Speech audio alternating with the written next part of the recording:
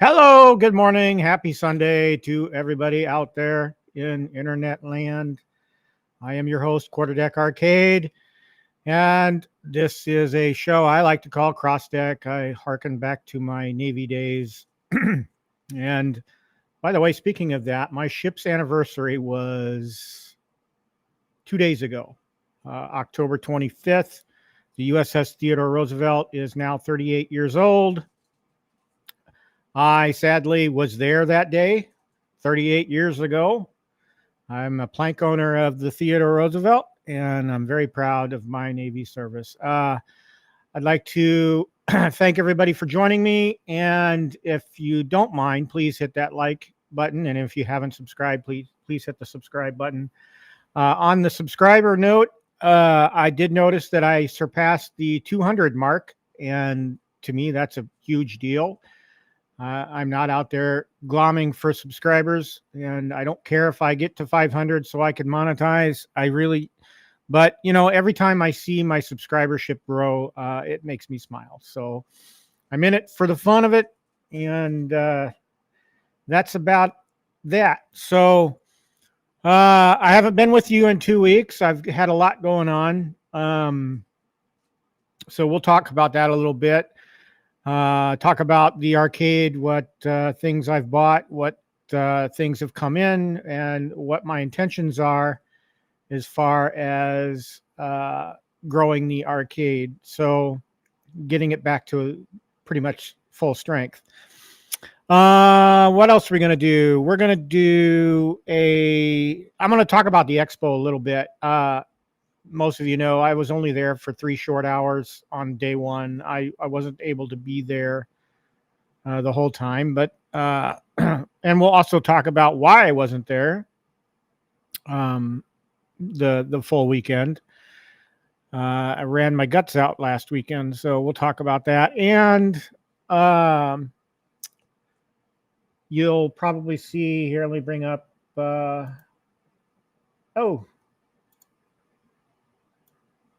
stretch that window out. You'll see I'm set up to do a build today. We're going to build the Galaga Deluxe. I've already unboxed everything. I don't think you guys want to watch me go through the unboxing process. I did record it, but whether I do anything with that video, who knows? Everything came out without a scratch. The box was in near perfect condition. And it's the plain brown box, the Vault Edition box. Ordered the Galaga Deluxe from Target when they were on sale for $300. So $299 was the deal at the time, I believe. And I was able to scarf it up. And I got it for $400. Let me correct myself. It was on sale for $424. I got a percentage off from using my Target Red card. So that brought the price back down to $400. And then with shipping, it was right back up to $424. So that's how much I got the Galaga Deluxe for. I want to say welcome to everybody. Ted, thanks for joining. You're here every weekend, and I appreciate it. Every weekend I'm on, anyway. Danny, good to see you. Good to meet up with you. And I'm so glad I got to meet Mrs. Cornacade. Even if it was for a brief moment on day one of the expo. It's really nice to meet her. and see the family.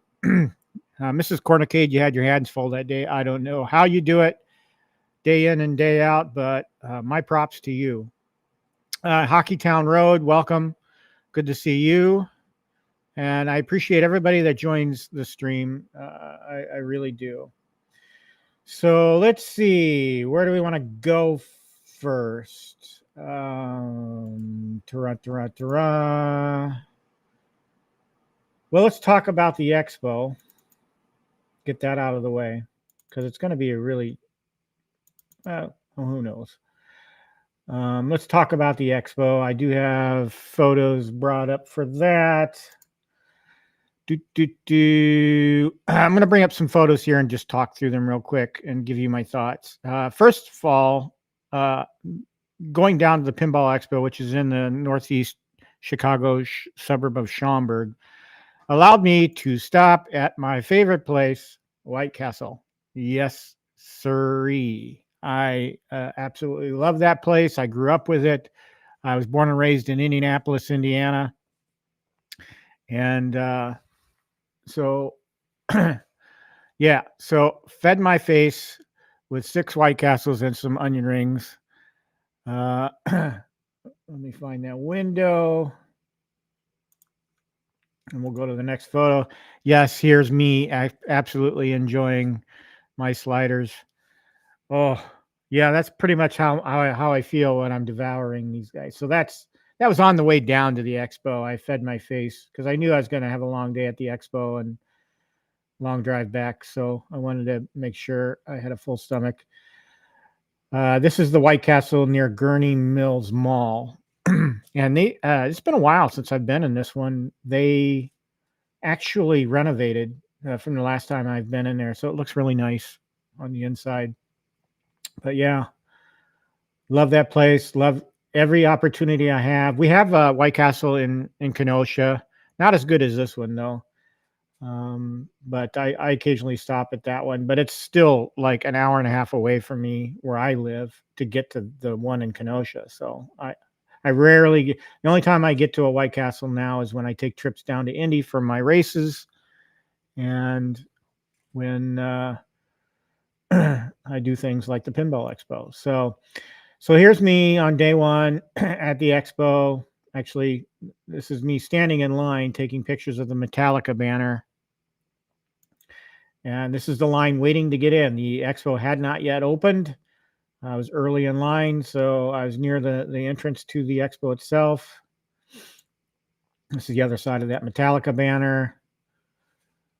And unfortunately, I did not get to see the new Metallica pinball. I did see the old version, which will come up here in a photo here in a second. Walking around, one of the first things I did was I found Elton John and I played that for a while. Elton John was not in this particular area, but this is a line of older pinball machines that they had lined up next to the stern area. And yeah, quite a few pinballs in this area, and I had a great time playing one or two of them. Let's see, greater shot of the stern area. The guy in front here with this, he's actually bartending, so you could get mixed drinks here at the stern area. But this is the entire stern area. Actually, this isn't the entire one. This is actually looking off to the right side of it. There's an X-Men setup right here, and then there's more areas off to the side here. This is the X-Men row, one side of it anyway. They had 2 rows. They had one on this side, one on the other side. I did not get to play the X-Men because the lines were constantly so long, but it looked really sharp to me. I would have enjoyed giving it a shot, but I'll find it eventually. I'm sure maybe we'll see if anybody in the area here gets X-Men, and I'll go see it. This was the big X-Men banner they had above the little X-Men room housing some X-Men pinballs. I already showed you those photos. Don't know why I downloaded them twice. This is the older Metallica pinball, which I found, which they weren't letting people play, which is disappointing. I would have loved to have played it. But my gal absolutely loves Metallica, and that's one of the reasons why I took this photo, was for her. She loves the look of the new Metallica pinball, and I've showed it to her. And man, if we had the money, that thing would be in our house for sure. Another shot of the back box of Metallica, the older version of Metallica pinball. Some pictures. Welcome to the Pinball Expo. Oh, this is Asteroids reimagined and or recharged. I love this thing. It has a knocker in it, so every time you get destroyed, that knocker goes off. Kind of reminds me of Cubert. But I love what they did here with the Asteroids. I wouldn't mind having this in my arcade if I could afford it. But it was sharp. I enjoyed playing it, and it was, I think, a great reimagining of Asteroids. So, some shots of some pinballs, AC/DC, and Playboy. I remember playing Playboy quite a bit back in the day. I don't remember playing AC/DC, but it was a sharp-looking pinball. Found Ice Cold Beer. I did play this, and I was actually doing really well on it. I got up to like level 4 or 5 before it got really hard, and I couldn't continue. But fun game. I would love to have this in the arcade as well. Moved over to At Games, and At Games, you've all probably watched the streams. You know what happened on day one. Suffice it to say, they were not ready. At Games wasn't, and none of these games had the day one update on them, and therefore, even though they had, at least the Star Trek one had the SSF kit, it wasn't ready to give you the SSF effect because it didn't have the day one update. So yeah, they were beautiful. My favorite is the Peanuts here, and that's why I took a picture of it. I would have loved to have been able to play the actual Peanuts game, but they didn't have it. And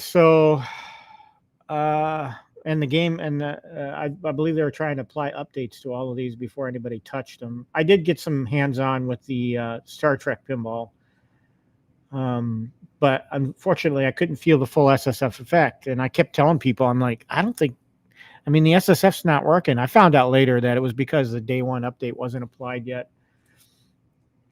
But I will be getting one of these Peanuts 4KPs. I'm waiting for a few things to shake out financially, paying off some bills, and then it will be mine. Oh, yes, it will be mine. I fell in love with it. I was on board to get it anyway, but just seeing it in person, I love the paint. I love the decaling of the artwork on it, and it's just beautiful. I think it will go great next to my Metallica At Games HD. So, shot of the back box and the topper. I love the topper on this. More shots of stern. Seeing back towards the other side.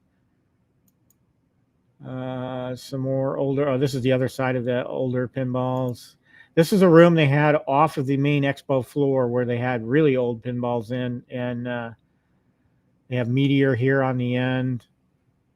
Some pinballs that really jogged my memory. As I'm walking past, I'm like, oh, I remember that one. And I played a few of them. Playboy's also right around here, down here. But I had a blast in this room, and would have spent more time in there. But again, I was really limited to 3 hours on day one because I had to beat feet back to Hartford, Wisconsin, which is about 2 hours away from where this Pinball Expo was, in time for me to take my dog to boarding because we were leaving the next morning for Des Moines, Iowa. And I'll get into that in a second. But some more thoughts and pictures. Pinball Expo was great. I had, in the 3 short hours I had there, I had a good time, and I wish I could have spent more time there. The couple of regrets I have right off the bat um, are that, one, I didn't get to meet everybody. I met quite a few of the community YouTubers in the community. P-Dubs, you're awesome. It was awesome meeting you. Michael B, great meeting you. I had a little bit of a chat with Console Kits, Justin. That was an interesting chat. Fascinating questions he asked me about my how I viewed content, and I told him, I said, most of the time I can't watch live because I go to bed at an ungodly hour, but I rewatch the streams as I'm working out in the wee hours of the morning. So that's usually how I catch up on streams. So I'm a viewer of content, but it's not live for the most part, because most content creators are doing their live stuff in the regular evening hours. So that's a regret. I didn't get to meet everybody. Would have liked to have chatted with 19K Fox a bit, but you know, he had just gotten there and I was getting ready to leave, and he was over by the retro arcades display, hammering on that quite a bit with Michael B. So chatted with Michael B a little bit. Of course, I met up with Cornercade and met Mrs. Cornercade. That was great. I met a lot of the Arcades Anonymous guys, caught up with them over by the Wonderland exhibit. So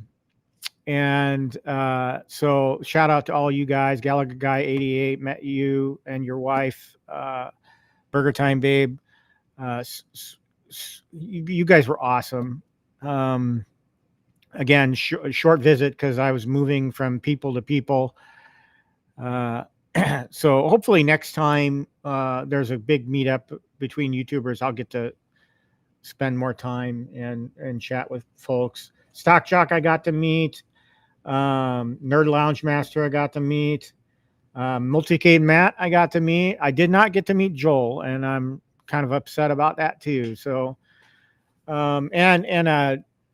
didn't get to meet Jay Pixel, and so regrets. You know, I wish I could have had more time and would have. I wish I would have had more time. So I had a good time with the limited amount of time I was there. Key things I took away: one, I knew I was going to get an At Games Legends 4KP, even though they had the problems on day one, and I didn't get to see day two or day three, the improvements that they made. I heard that Brian, Chaotic, by the way, met him as well, found him over in the Stern area and met him and his wife. And that was great, terrific. But I heard Brian was the one that saved their butts in time for day two. So shout outs to Brian there, Chaotic BPR. You're a gentleman and a scholar for doing that for them. You know, you had some data and you turned on your hotspot and got them fixed up. That was cool.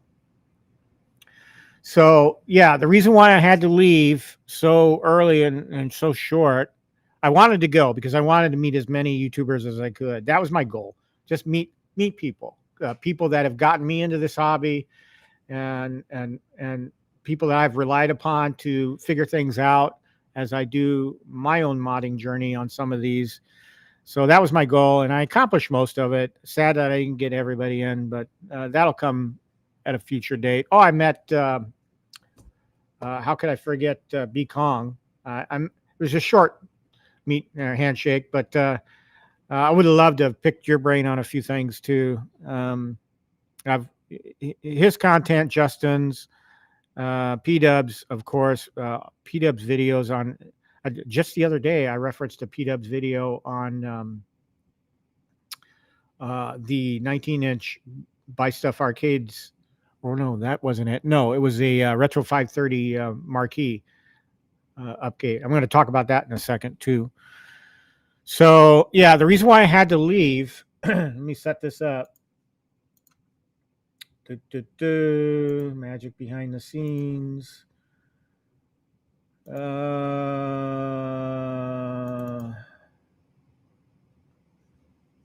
So let's go over. go over here, share out window. Okay. I'll go to the next one. All right. Where is it? There it is. Share. Okay. So the reason why I had to leave the expo in Schaumburg is I had to drive back to Hartford, Wisconsin to take my pooch to boarding so that we could hop in the car the next morning and go to Des Moines, Iowa. And so what you see here is everybody lined up at the start line for the start of the Des Moines full marathon and half marathon. We only ran the half marathon. Not trained for a full marathon, but yeah, thousands of people were there. That's me and my gal afterwards. I don't know why it's being shown out of order. Oh, I guess I didn't have too many pictures from the race in there. I didn't really take any, but this is my gal and I in Red Robin after the race. It's kind of out of order, but yeah, finished. I actually ran the fastest time. Excuse me. I actually ran the fastest time of a half marathon I ever have at 1 hour, 45 minutes, 47 seconds. Maintained an 8 minute per mile pace. So, yeah, it was a very highly successful day for me. And then on the way back, we stopped at the world's largest truck stop, the Iowa 80 along Interstate 80. And boy, is that place huge. My goodness. So we were in Des Moines, Iowa all weekend. And while everybody else was having fun in Schaumburg at the Pinball Expo, her and I were running our asses off, eating all the food. And then Monday is the day we came back and stopped at the world's largest truck stop. But if you're ever in Iowa on 80, make sure you make this a destination because it is huge. It has a food court. This is out of order. This is me approaching the finish line or crossing the finish line at the half marathon. And I got to tell you, I was spent. My legs were basically yelling, F you, leading up to this finish line. So I was done. But that was the official race photography that captured that photo. You can tell by the DM logo here. But yeah, one of my it actually was my best race that I've ever had. So the best half marathon anyway. So anyway, yeah, that was us last weekend. So sad that I missed all of the expo folks. I'm wearing my Pinball Expo hoodie, and underneath I've got the Pinball Expo 40th anniversary shirt on. So celebrating that, celebrating meeting everybody, and celebrating my success in Iowa. So I was very happy about that. So let's catch up with the chat here for a second before I let it get away from me.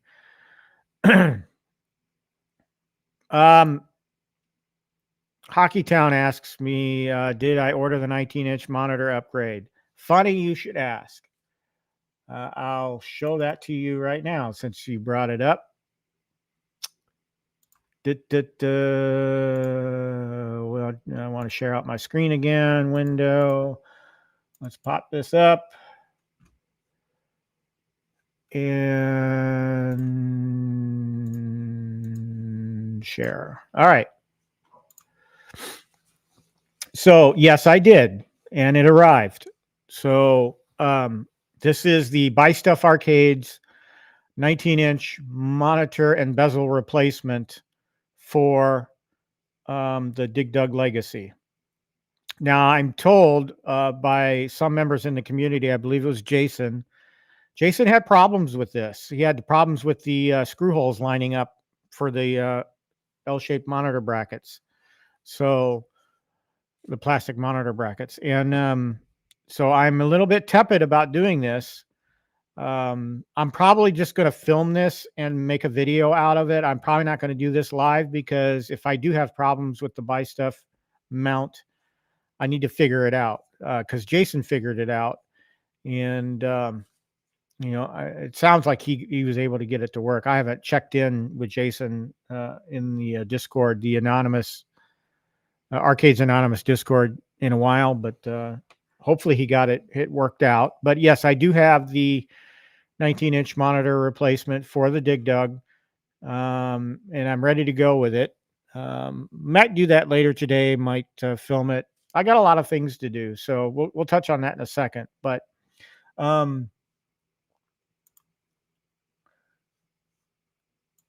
the other mod that I have received is a Retro 530 replacement marquee for the Dig Dug to replace that washed out marquee.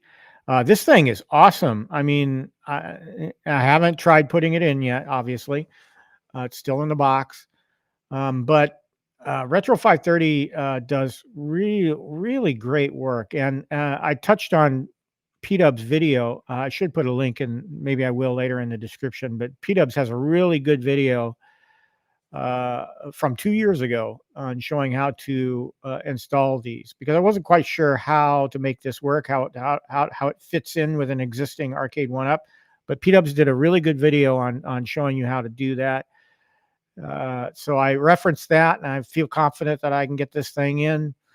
Wasn't sure about the black trim around the marquee, but I checked the Dig Dug Legacy, and it does have black T-molding, so it'll match up pretty well. So I have two mods for the Dig Dug that are ready to go: the monitor and the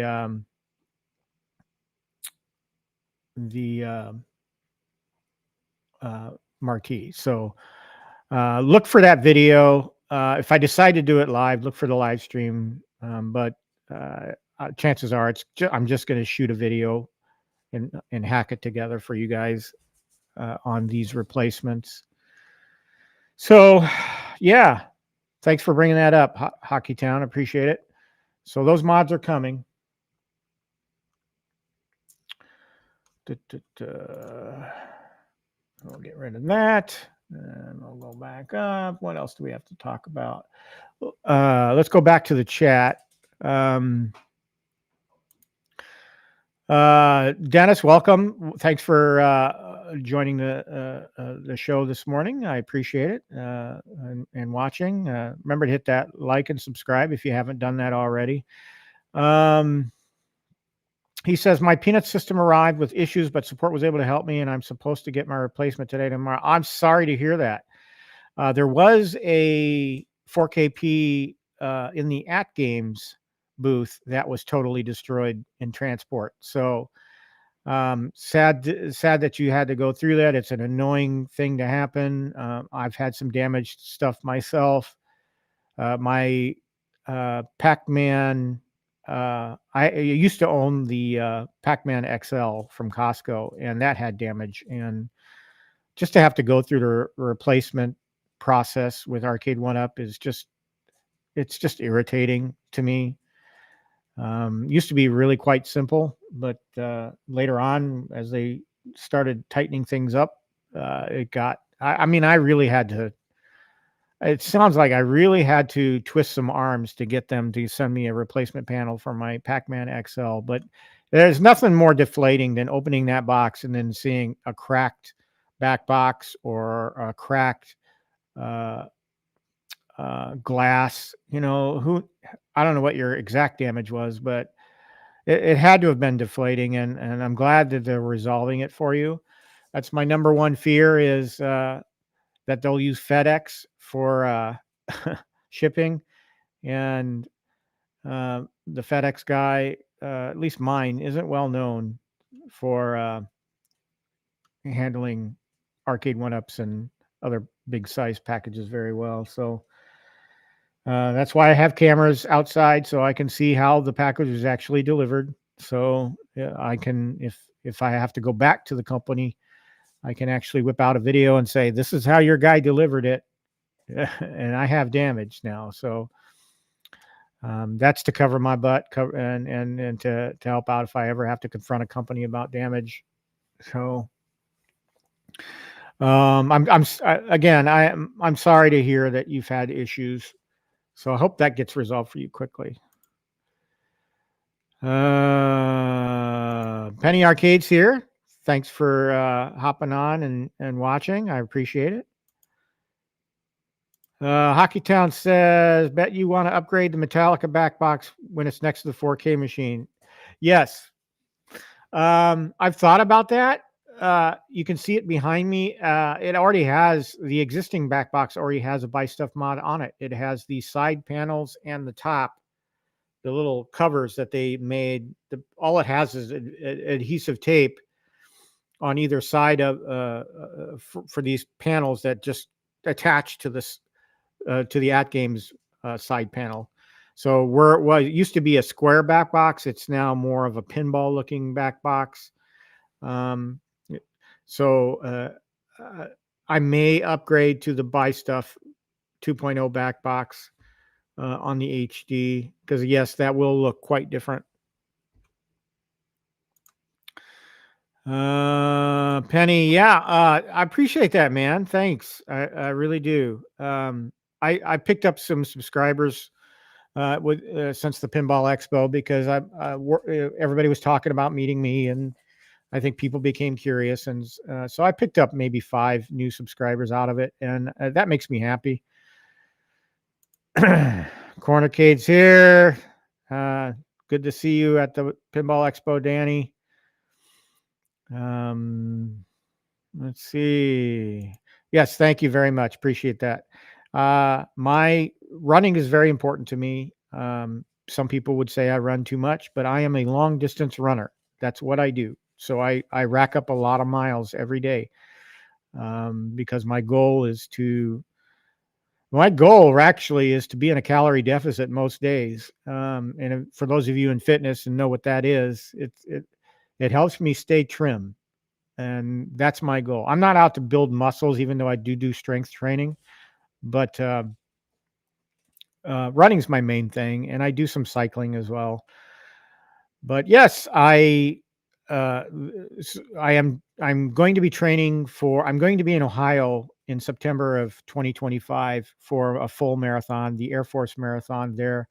And so I will be starting training in May for that. Might even start in April. I haven't looked at the training plan yet, but I'll be racking up a lot of miles leading up to that. So, yeah. But thank you. I appreciate that. Andy's here. Thank you, Andy, for stopping by. Appreciate it. Thank you very much. I'm very proud of what I achieved that day.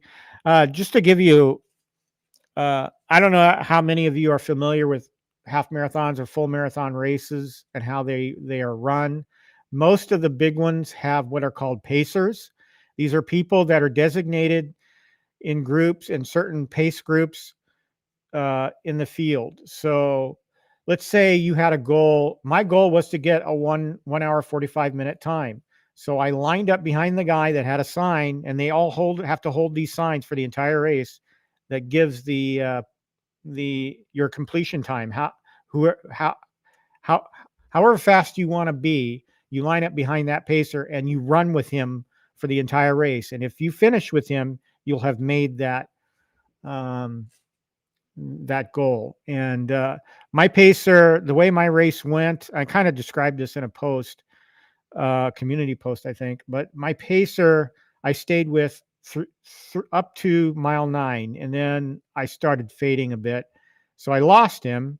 I kept him in sight for miles 10, 11, and I think mile 12 is when I kind of lost sight of him. So the last mile of the half marathon, but I knew I still had a good PR setting time. I just didn't know it was going to be a 1:45. So he actually ran faster than his set pace goal. But he led me. I wish I could have found him after the race, because I wanted to thank him so much. And they don't do it for money. The Pacers don't do it for money. They do it just for the love of helping everybody achieve their goals. And So I appreciate that, Pacer. His name was Shane. I'm going to try and look him up and maybe send him a note, tell him I thank him for helping me get to that PR. Andy also says, most of my updated marquees have the black border. They don't bother me because the new marquees just look great. Yeah. I haven't turned this one on yet. I haven't tested it. I probably should before I try and putting it in just to make sure it works. But it just the print on it alone looks awesome. So I'm looking forward to getting rid of the washed out marquee on that thing. I used to have my previous version of Dig Dug that I owned and had to sell earlier this year. I had a Joe Zabo slip-on marquee on order for it, but I sold. Joe takes. I don't know what Joe's got going on as far as getting orders out, but it takes a long. You all know this probably by experience, those of you that have ordered from him, but it just takes a long time to get anything out of him. And so that's why I decided to go with Retro 530 for the Dig Dug marquee this time. And I think I made a good choice because Retro 530 gives you a complete new light box.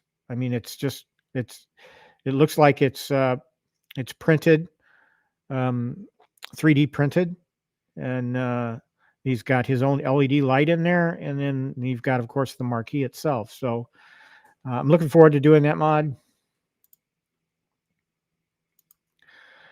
Yes, Hockey Town. I did get them fast. I was very shocked to hear to get the shipping notice from Retro 530 as fast as I did, and Buy Stuff crushed it. I mean, they just turned that right around. I don't even have. Well, I have the Dig Dug built now, but it's a week later this stuff came, and so I couldn't be happier. I'm actually going to order another 19-inch monitor upgrade for the Joust. I have a Joust sitting back there. You can see it on the upper left there in the back. I have the Galaga brown box sitting on top of the Joust box. I haven't built the Joust yet, so we're going to be adding Joust soon. I don't know if I want to do a live stream on that one. Maybe I will. Depends on how I feel after today's stream. But I do want to get Joust built. And for the Joust, I may not only order the Buy Stuff Arcade's 19-inch monitor upgrade, but I may also reorder from Tulsa Arcades the riser panel, the front LED riser panel upgrade. So I wish he had one for Dig Dug, and I haven't reached out to him yet, but I'm going to send him an email and say, hey, can you make one for Dig Dug too? Because I would really love to put a light in, because right now it's just black. That's all the front of the Dig Dug riser is just black. I would love to put a lit riser panel on it, but it's not one of the options that Tulsa Arcades currently offers. So yes, that's my plans. Yeah, I just touched on this. Oh my God. I did, like I said, I did have the Dig Dug. I had one for Dig Dug and one for Burger Time on order from Joe. And 3 months later, well, let's see, probably about a month later after I ordered them is when I wound up selling them. And I let the order go for 2 months. And then it got to the point where I wanted to order more stuff from Joe. I wanted to order some GRS Buildicade art from him. And I just told him cancel those because I don't have them anymore. And then I turned and implied that refund towards the GRS order. But yeah, Joe, I love your product. I really do. I do. I just wish you could get the turnaround going quicker. Hire some helpers. Okay.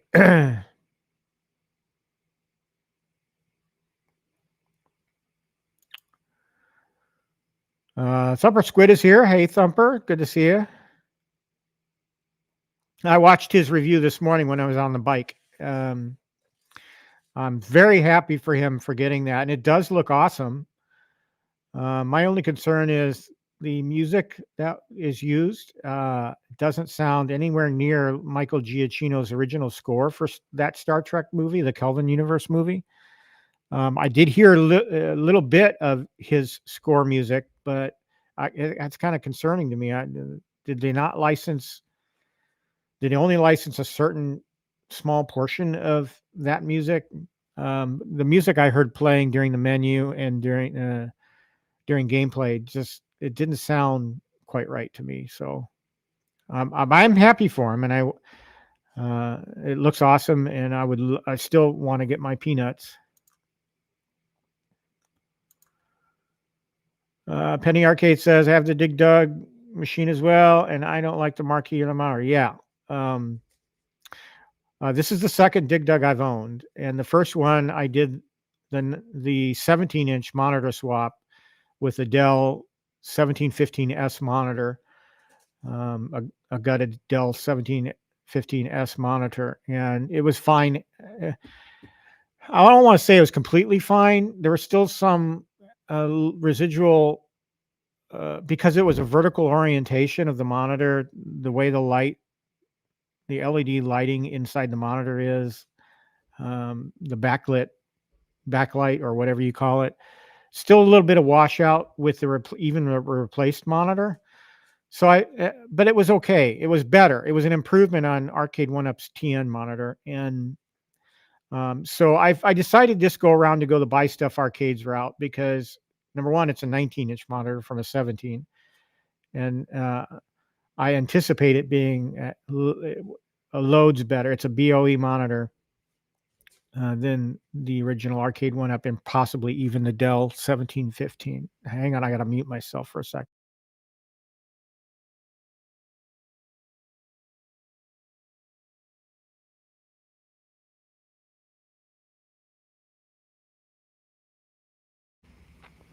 Okay. Thank you for your patience. So yeah, watch for the video I got coming on both mods for the Dig Dug, and I'm not. It's not going to be a fancy video. I'm just going to shoot scenes and then cut them together. I'm not going to do any music or anything. Editing videos to me is just tedious. I would be terrible in the broadcast industry and especially the news industry, when you got to cut everything together and make sure the audio's right and all that good stuff. I just don't have time for that. So that's why most of the stuff you watch from me is all live, because it's easier for me just to put it out there live. So I'm going to try and just do a video for that Dig Dug stuff though. Galaga guys here, man, pleasure to meet you. It really was.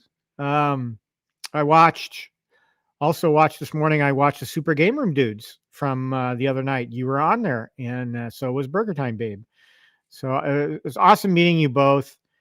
I'm very happy you got your hands on that Peanuts, because if I had been there for the entire show, I might have gone home with that Peanuts 4KP. We might have been jostling over it, but I'm glad you got it. Hope you got a good deal from them on it. And it was awesome meeting you. Love your content. I watch it all the time, and I'm glad you're here. Thanks for stopping by and watching. Danny says 7 months for our stuff. We got all in last night. Oh my gosh! So you're talking about Joe's stuff? I take it, because I saw you had a video posted about or a post posted about the Marvel. I think the Marvel box you were working on is done now. So, yeah.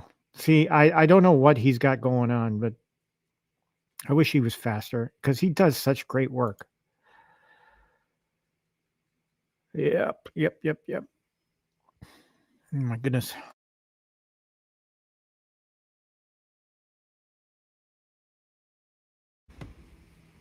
Okay.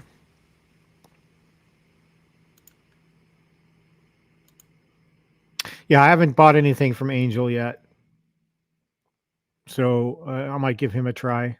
Do I? I could replace the Tron marquee. I haven't done that yet.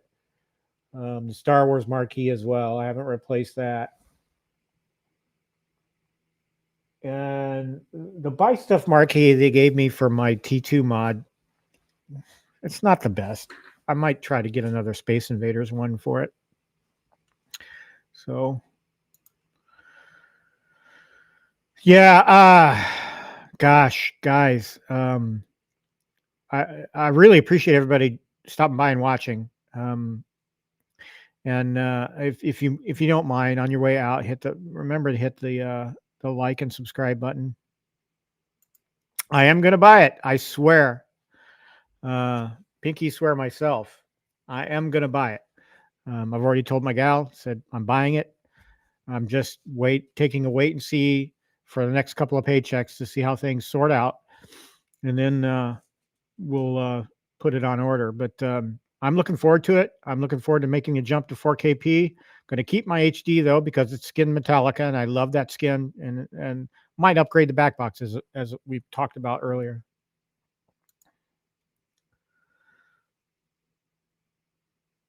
Yeah, that he needs some minions. He does. He really needs to hire some minions. Awesome. I'll look forward to that. I really do. All right. I think we've caught up with the chat pretty much. So let me go over real quick before I jump into this build. So you all know I took a hit earlier in the year, had to sell a bunch, so the arcade was cut in half. So my goal now for the once I got myself stable again was to start adding things back in. Well, you all saw me build the Dig Dug a couple of weeks ago.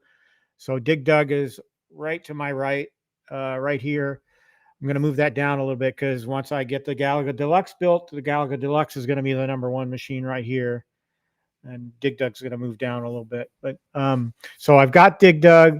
I bought the Galaga Deluxe from Target, which is here today, and we're going to build. Got that for $400 basically. Let's see. And then there's a local guy here, Mike is his name, that's selling a bunch of Arcade1Ups. Some of them purchased online, some of them he's picked up from Synergy. And those of you who've been with me for a while and watched PD7's content know what Synergy is. It's a local warehouse reseller of stuff, pallet returns and stuff like that. So this local guy Mike has a bunch of stuff for sale. He's got some already built machines that he got from Synergy that he's trying to resell. Not too interested in that, but stuff that he still has new in box, I really do have an interest in. He does have a big blue that he's selling pretty cheap for. And I bought his Joust. So we had a Joust new in box, and I said, that's a game I have nostalgia for, so I'm going to get it back. So that and he offered me a deal on it too. So so I have the Galaga Deluxe, which we're going to build today, and the Joust still to build. Now, my goal in rebuilding the arcade is to only go for those products from Arcade1Up or even at games that I have the most nostalgia for. So now that I've got Galaga Deluxe in, and that I've got Joust in, what's next? What's coming after that? What's going to be my next purchase? That's going to be the Pac-Man Deluxe, the yellow Pac-Man Deluxe. I've had my eye on it for quite some time. As you all know, I had the Pac-Man XL. I let it go. Number one, it didn't really fit in my arcade. Really, it's those who love XLs will tell you it's probably their best XL they've ever done. I liked it, but I felt it was out of place. So when I started needing to pay off some other things, that was one of my first things to let go, and I felt bad about it, and I knew I needed to get it back at some point. But I was going to go step down to the deluxe, and make everything more uniform in the arcade here. So Pac-Man Deluxe is next. So basically, if it gives me some sort of nostalgia and I love the artwork, it's coming. So Pac-Man Deluxe is number one. Number two, after that, would be the Golden Tee Deluxe. I would love to have Golden Tee back. I used to have the XL, got rid of it. I did the monitor upgrade on that XL. And ever since I did that monitor upgrade, it was just awesome. I love that XL. The trackball needed some work, and I think they fixed that in the new Golden Tee Midway XL. Because when I tested it at Costco, it was actually working really well. So Pac-Man and Golden Tee. Now, who's to say that Arcade1Up doesn't turn around and announce something, or Golden Tee Deluxe, Pac-Man Deluxe, Golden Tee Deluxe. I think I said XL. Brain fart. So, what's after that? Well, if Arcade1Up surprises us all, comes out with a blue Miss Pac-Man Deluxe, I'm all over that. That'll come before Golden Tee Deluxe. But I really want to get that Miss Pac-Man, and part of me wants to get the class of '81 back, and I have an opportunity to get the class of '81 new in box, but I really am holding out hope for a blue Pac-Man or Miss Pac-Man Deluxe. And I wish they would issue it, would come out with it, because I'd buy it in a heartbeat.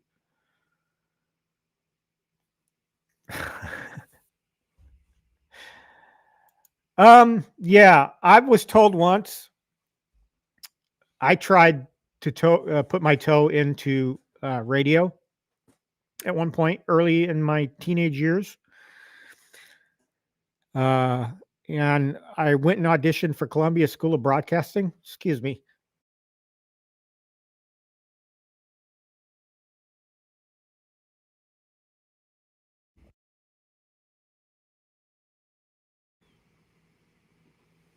I went and auditioned for Columbia School of Broadcasting, and I was told afterwards I have a voice for the McDonald's drive-through.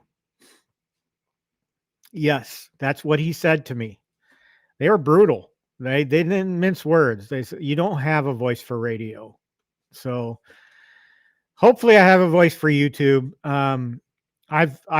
I just watched G.I. Joe earlier he was on Super Game Room Dudes on Friday, and I don't know. I kind of don't listen to myself. I know what my voice sounds like on a recording, so I guess maybe we're kind of close. But thank you. That's a compliment, actually. I like G.I. Joe. I'm a big fan of his. Good morning, bad guy. Appreciate you being here.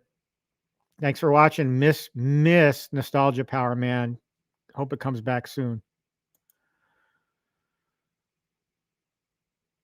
Okay. So yeah, games with nostalgia.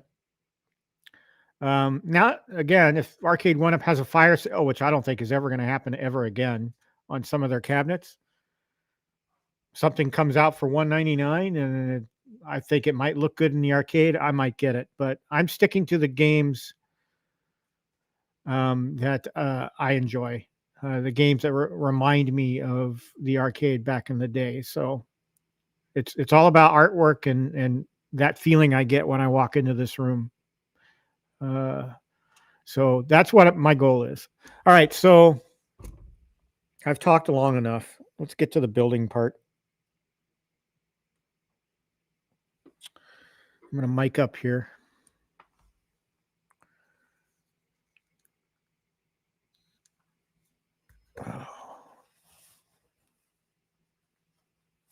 Okay. All right. Check my levels. Testing. Let's. All right. We're back on the lavalier mic. And let's switch camera views. All right.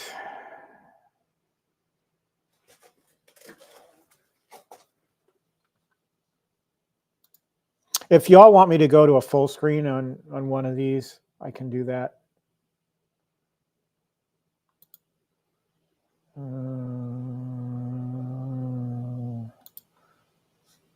Geez, I don't know why every time I use the NDI source on my cell phone camera, it maybe I'll stick with this one because that's where all of the stuff's happening anyway. So we'll stick with that. And I have to adjust the lighting, turn off my black lights.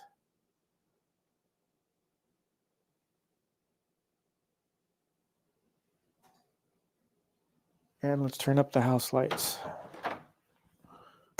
All right.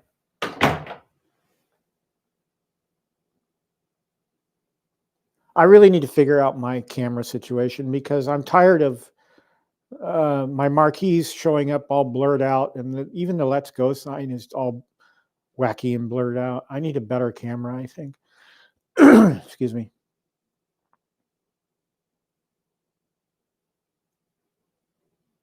All right.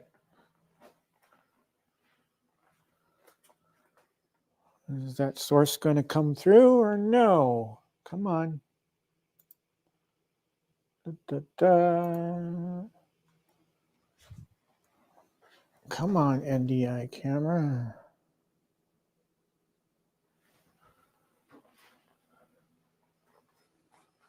All right, OBS is being a dick. There it goes. Whew. All right. Move this up a little bit.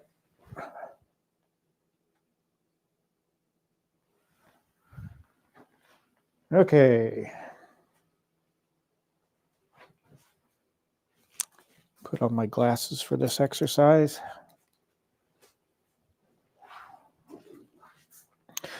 All right, as you can see, I've already gotten page 1. There's no riser with the deluxes, so I'm not going to start by building a riser because I don't need to.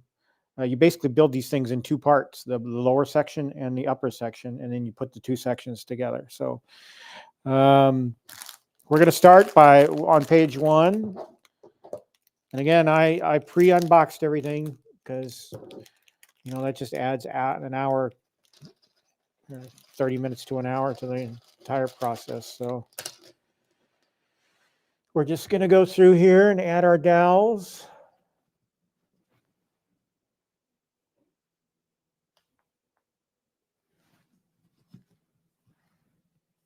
Da-da. Now, I've had my eye on Galaga Deluxe for quite some time. I really have.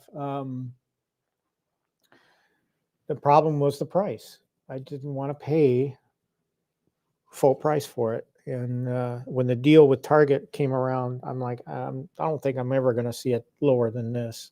And I really want that because Galaga, like Galaga Guy, I'm kind of like, if Galaga Guy didn't have the moniker Galaga Guy, I probably would have made my YouTube name something Galaga Guy, or Galaga related, because Galaga was my jam back in the day. I love playing that game. I used to spend hours on Galaga.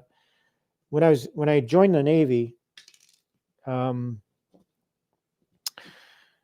had when I went for my A school training in Meridian, Mississippi, the club that they had on base there had a Galaga, and I used to sit there for hours and play that game. I played it before I joined the Navy in the arcade and was really good at it. I knew the secret to how to get them to stop firing. So I would go over and do that secret. Oh, wait a minute. I'm not doing this right. Not on this one. This one only has the 1. See, I'm not paying attention. All right.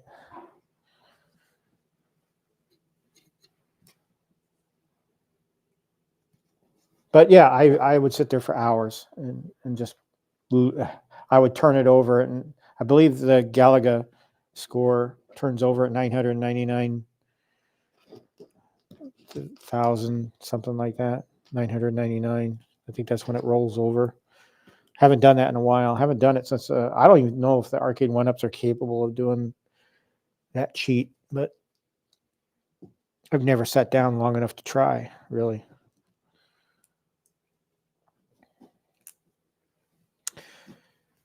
All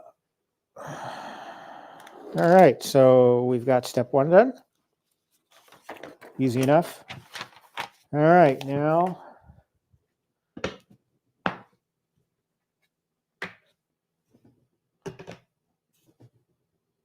set these off to the side. We're going to start with our G panel, which is our base. And we're going to need D2, which is conveniently over here. So here's D2 with the artwork on it.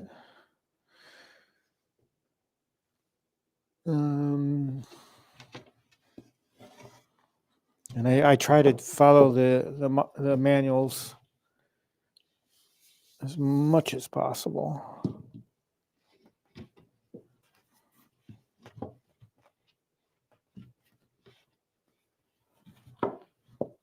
Okay.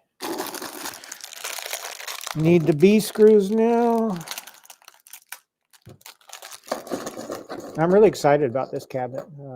I've been waiting for it for such a long time. Those of you who've joined me for previous builds know that I don't use a drill.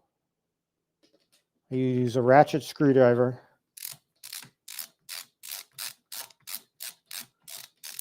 Just so I don't, I'm always in fear of over tightening these things.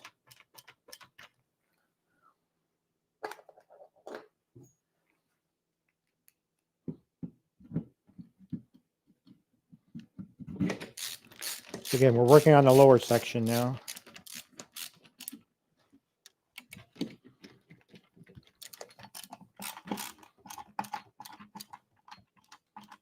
Okay, just tighten up. I've stressed this on previous streams. Don't over tighten these. You might wind up putting the screw through the hole, and that's not good. So just tight enough to hold it together. That's my advice. All right, we need 2 K panels for D2. We have these off to the side.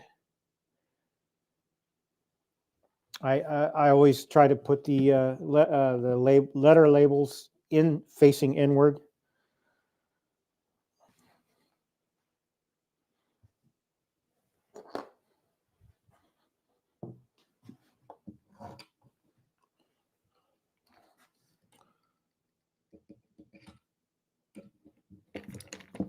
I anticipate this to be a fairly quick build. It's a lot easier with the Deluxes.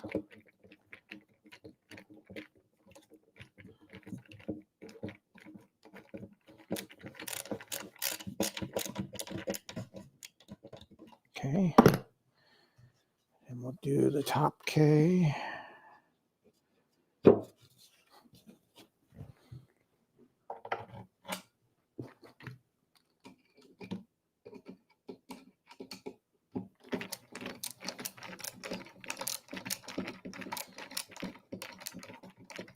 I'll tell you what I'm really excited about in watching Stockjock's background. He's got that Govee curtain light.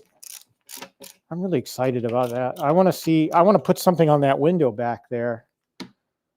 But that's so small. And the options that I saw on Amazon to buy that Govee light curtain, I've got a little ledge right underneath that window, and I don't know if that curtain is because the smallest I think they have is a 4x6, so the curtain would drape over the little shelf, and then down across the concrete. It just kind of looked funky, I think, but I do want to look into it because those are cool. Those curtain lights. All right, so we've got this other cape. Always looking to do some artwork improvement, adding some artwork or something aesthetic. Speaking of aesthetics, I still need to get me a boombox or something, some sort of sound system down here to play 80s music while I'm down here. All right, step 2 done. We've got the 2K panels in. All right, now it wants me to assemble the, I'm gonna move this temporarily. Now it wants me to assemble the kick plate. So let's do that. So here's the Galaga kick plate panel. I'll pull it up here so it's not glaring, but it's got your coin box, and it does have lit coin doors. The Galaga Deluxe Vault Edition has lit coin doors, so you've got the whole assembly that comes in through here. So where is that assembly? Here it is. So here's our coin door. I'm going to take the wiring and shove it through.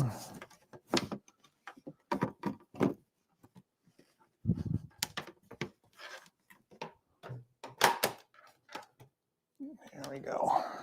And then we're just going to rest it because we've got to do some screw attachments. And that would be J and K. Here's J.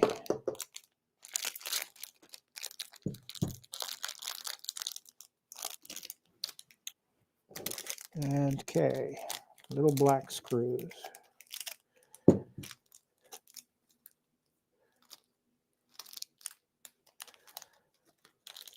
Come on out of the package, dudes. Your service is required.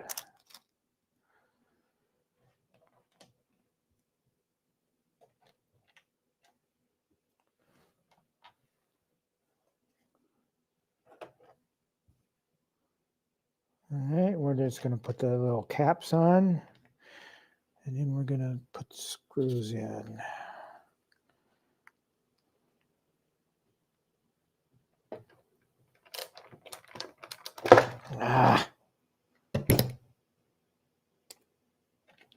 Using too big of a screwdriver, I think, but I've used it before to do this.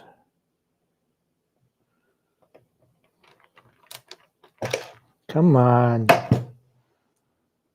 Not cooperating.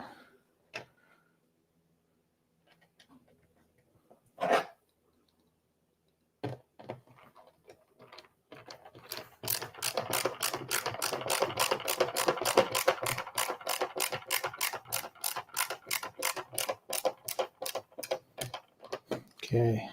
Again, I don't over tighten. I kind of do this like tire bolt application, just kind of crisscross.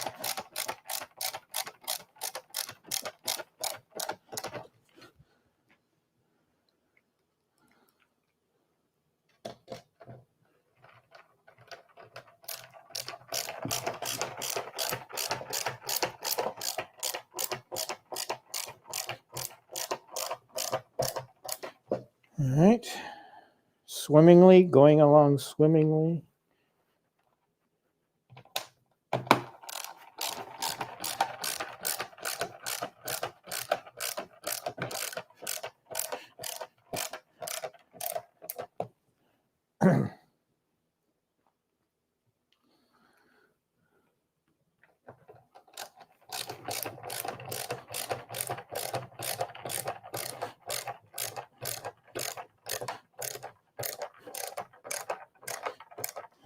Okay, my arm's getting tired already.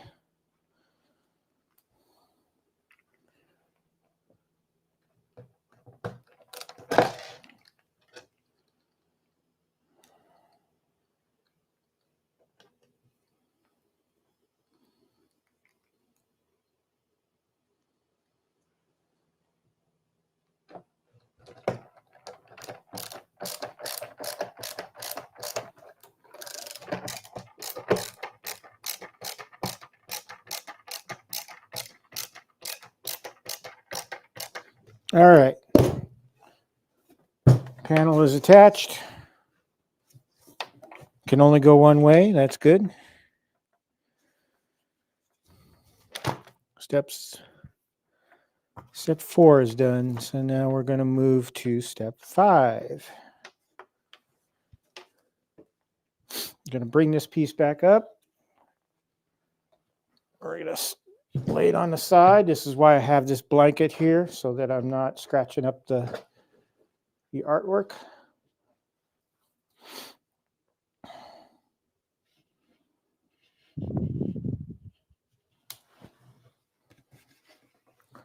Try to do it this way so you guys can see.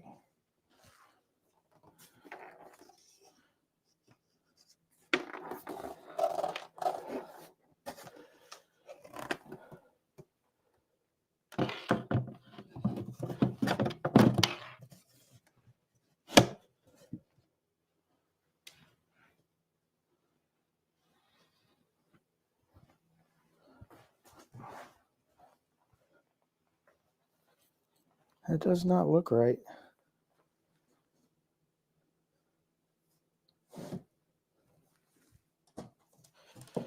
I didn't think that was right. This is kind of extending too far out. That looks better. All right. I'm going to check the chat here and get a drink of water real quick.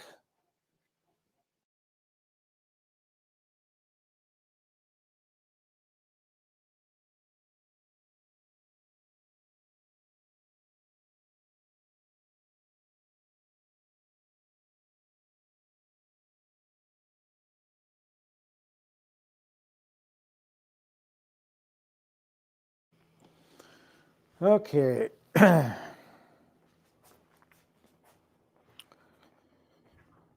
Now we put the other side, D1. Yeah, I'm knocking the marquee all over the place.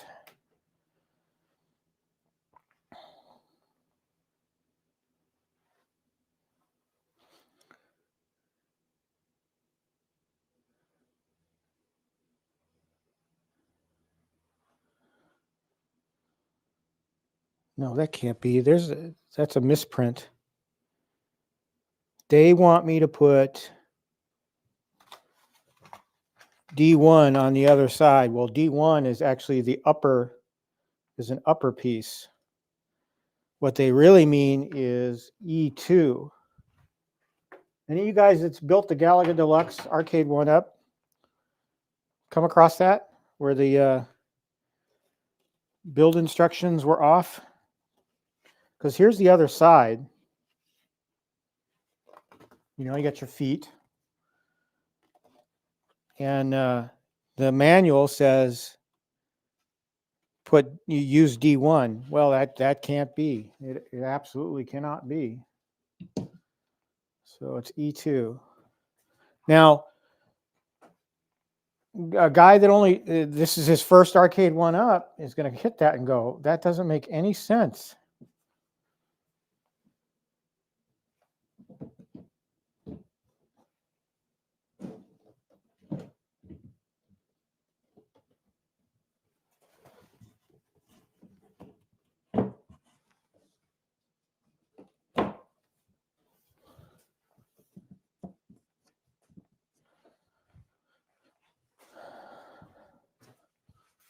But I've built enough of these to know that they made a misprint or a mistake.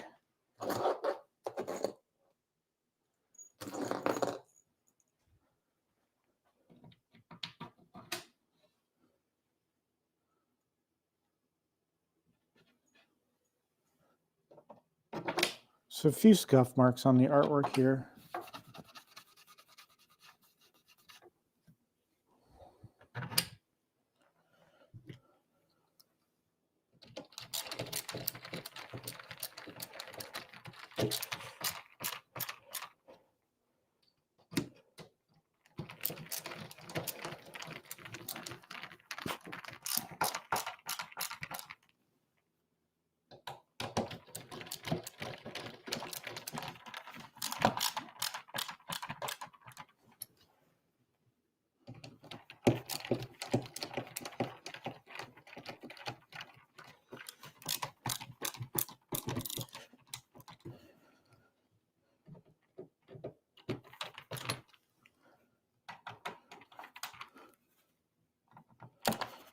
Okay.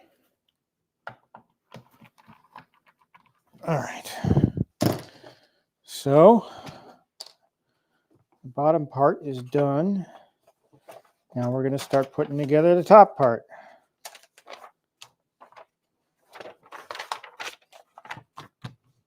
So let's take this piece off the table. There's a good look at it.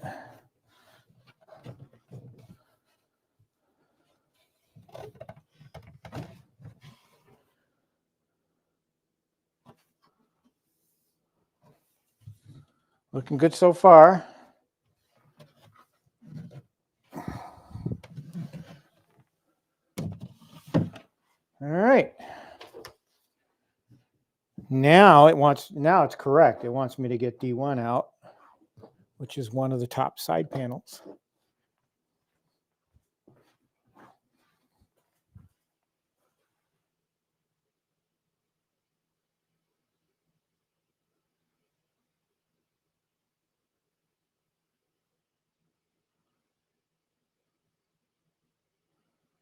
Andy, yeah, regarding the Tempest marquee, I actually do have, that's one of the things I do have from Joe Zabel. I did buy the Tempest Joe Zabel marquee, and I do have that on there. But I would love to make it flush. So I'll look into that. Arcade Game Factory, I'll remember that.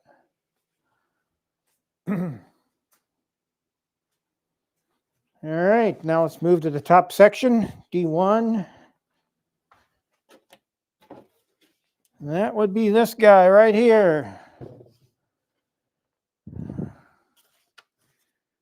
Now,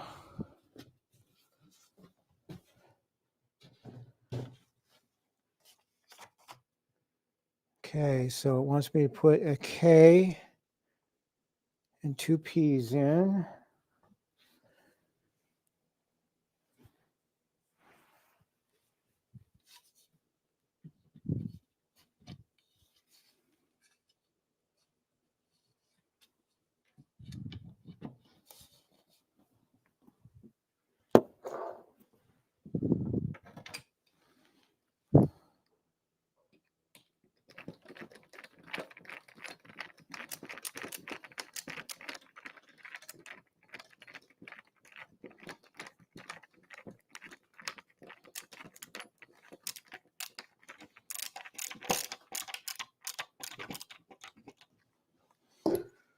All right, let's do the L real quick. L goes on the bottom towards this. That's this right here.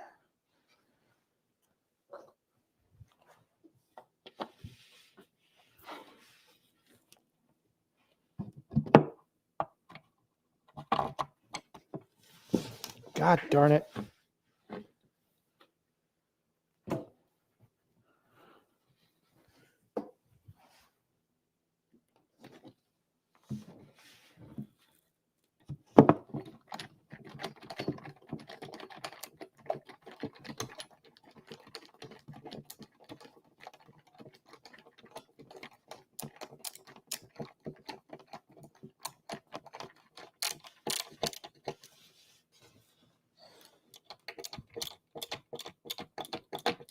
All right.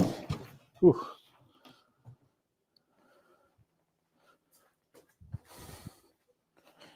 I thought I heard a dowel drop. Get back in the hole. Okay, now we got to put our P's on. Now these boards are kind of, you gotta remember that half of this board screws into the bottom section.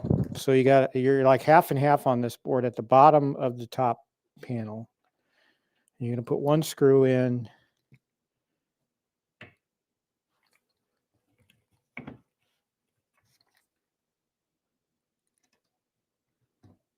Let's see.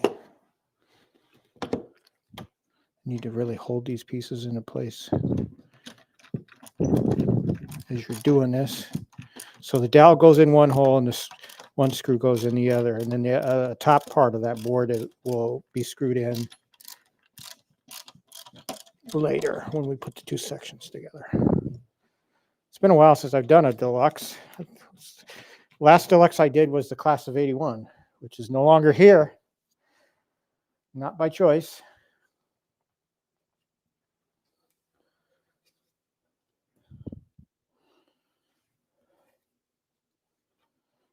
And I always try to orient the labeling on the inside of the piece.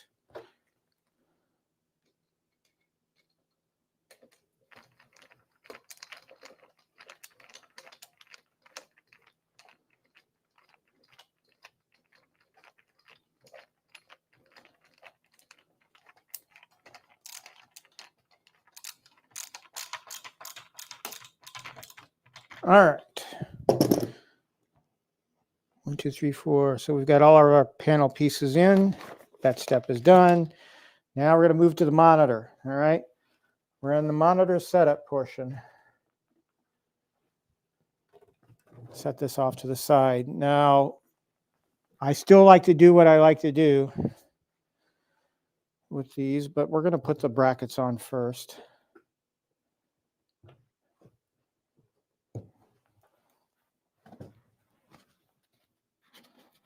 Make sure I'm not crimping the buttons or anything. Get the brackets, which are part F.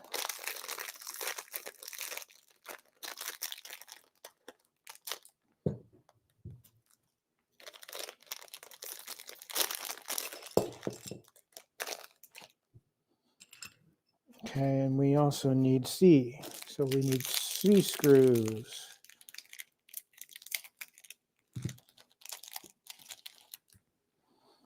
I hate putting these things on. I hate it with a passion. But they are necessary, right? Easiest thing for me to do is get one screw in and then orient it, put it over the hole, and just start screwing.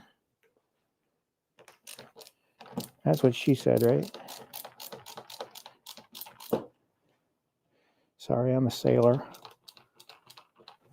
My mind's in the gutter a lot of time.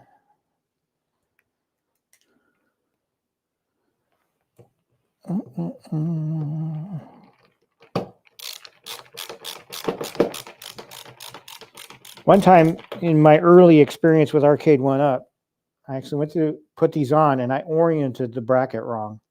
It was actually facing here. And imagine, you know, my disgust when I learned I had to go back and redo those, because I already hated putting these on to begin with, and to have to go back and unscrew them all and redo them. We in the Navy call that attention to detail.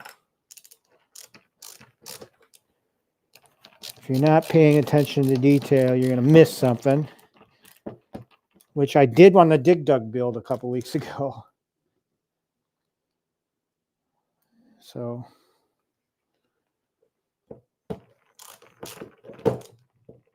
I'm not infallible. I make mistakes.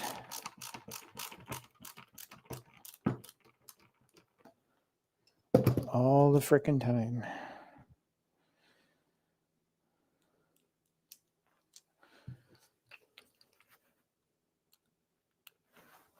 But it's easier if you guide the screw into the hole while it's already in the bracket.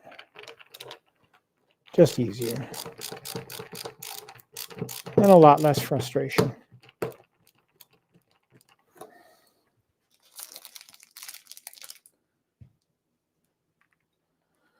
So we're in the monitor prep phase here, getting the monitor ready to be installed.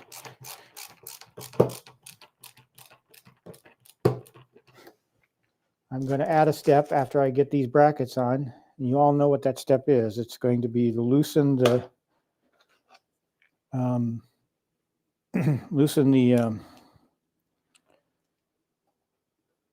this monitor is crushed in some points. I hope I didn't do that. Ooh, I hope the monitor's okay.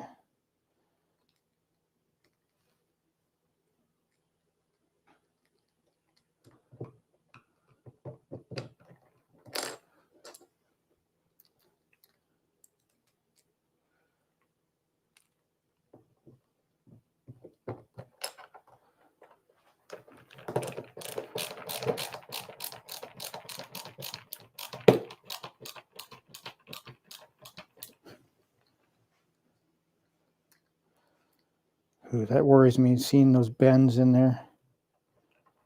What am I doing? What am I doing?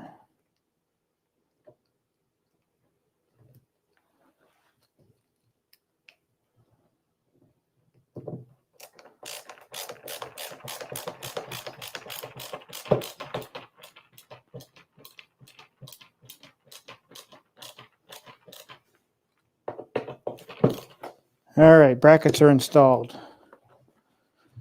I'll flip it over, and now the part that I add is I go around and loosen these screws up on the bezel, just like 2 or 3 turns, enough to get the plastic around them.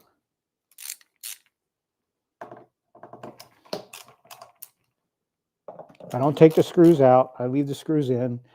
The most you can reduce the dust getting up under there and then frustrating you all to hell, better. I don't need to loosen that one because it's already. It's just cleaner to get the plastic off of around a loose screw.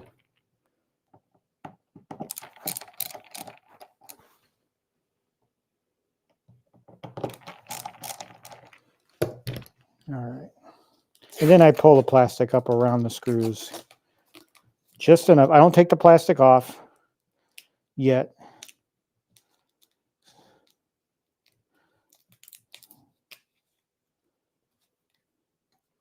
See that one?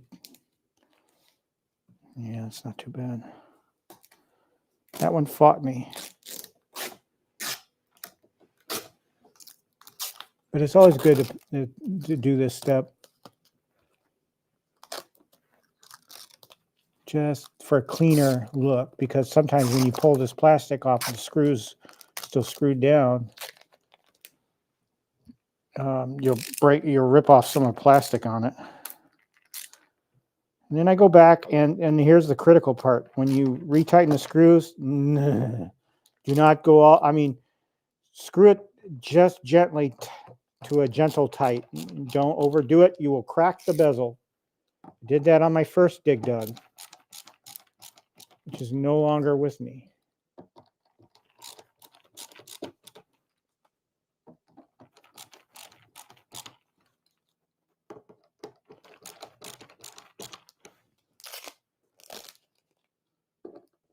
Bezel looks beautiful. Love the artwork. I didn't do this one, but we'll just make sure it's tight anyway.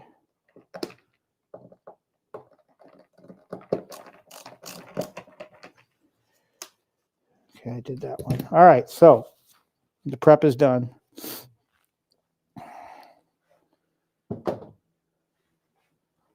I'll move this piece back into place.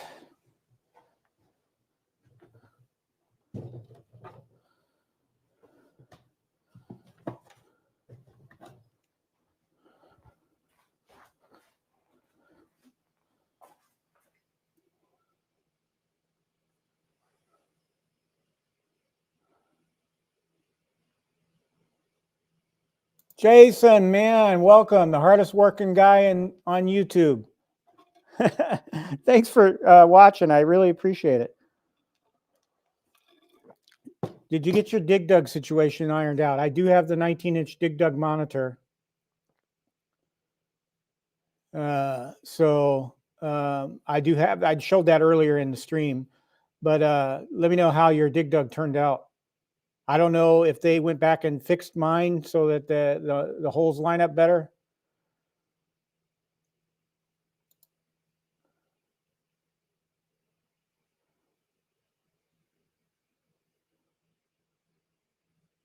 Hey, Big ED, good morning. Sorry I missed you at the Pinball Expo. I would have liked to have meet you, and yeah, would have been nice. Again, I was so limited in my hours there, and I had to be out by 3. I didn't actually get out till like 3:20. And I was late. I was almost late getting back to get the dog to boarding. I made it by the skin of my pants there. All right, monitor prep done. Now we go ahead and attach the monitor assembly. Flip it over.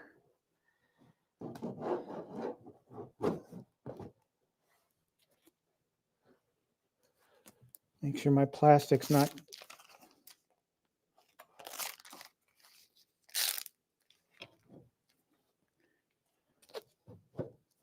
All right, now this is the part where I like to get my, be careful not to bang the table so that flips over.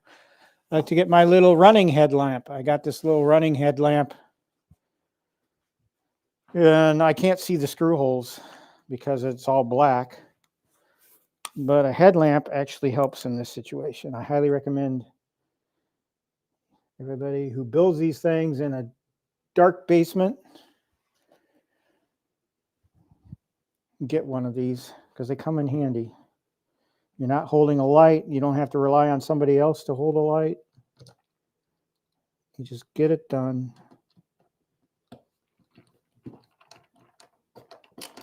Gotta be careful because I'm not screwed in yet. There's a chance I can knock this over and then all would be lost.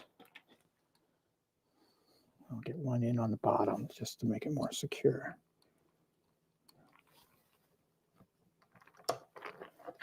I got to say that the Deluxes go together a lot better than the riser legacy cabinets.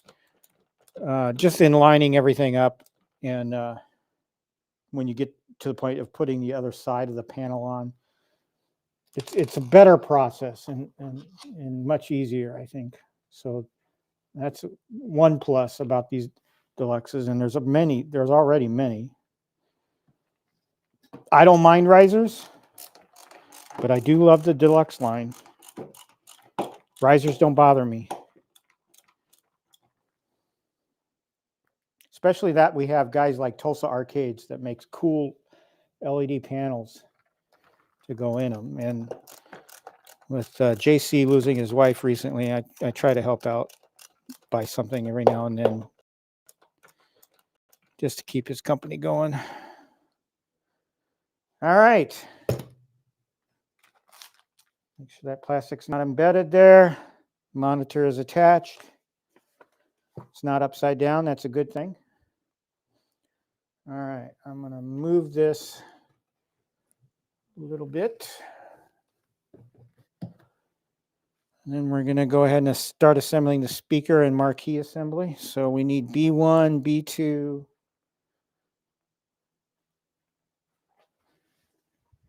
B1 and B2. And we need M, which is the audio. Speakers. So it wants us to dial up here. We got to put the dials in.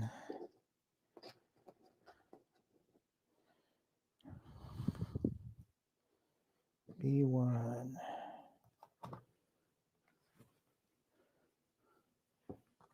I love building these. I really do. If somebody were to call me and say, hey, can you come over and build these? I probably would. It's just fun. Now, would I say the same thing about IKEA furniture? Probably not. I'd probably be cursing the whole time.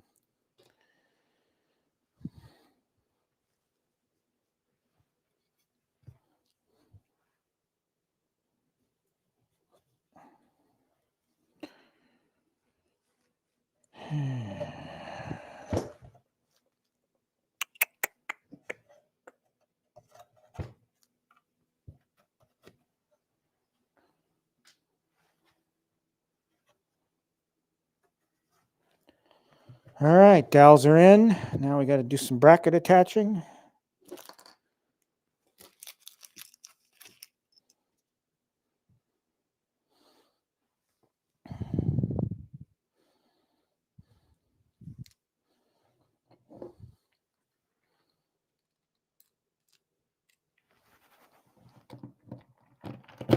Ah, come on.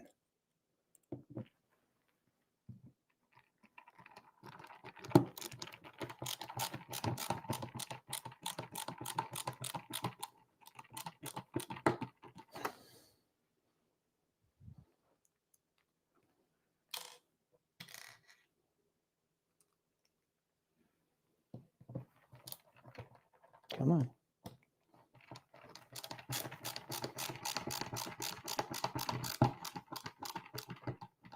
Okay, that bracket's attached.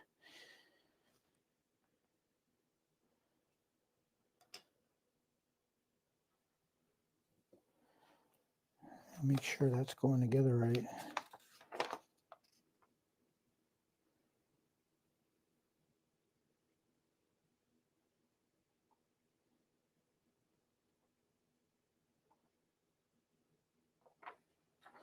I think I'm orienting this bracket correct. We'll find out.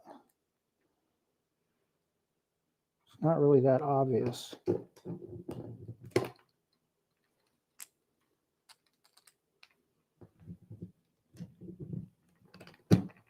Get in the hole, damn it.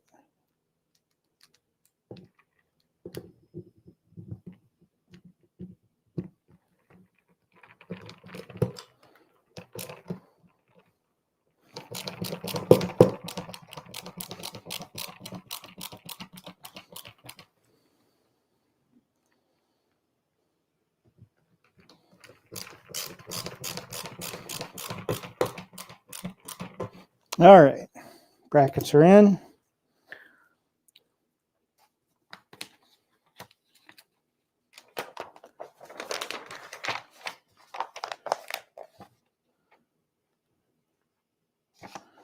Okay, now we got to put these things together.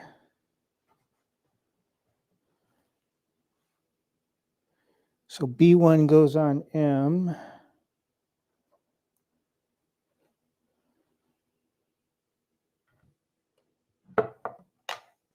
Like so.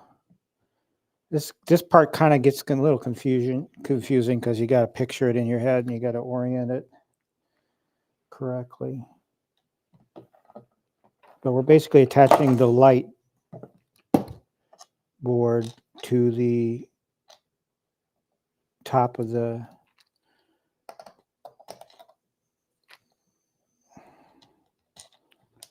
sound board.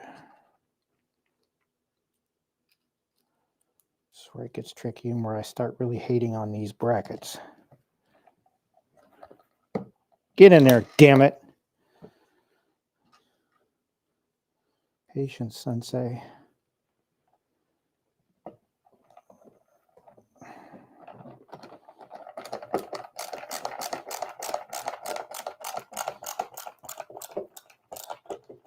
All right.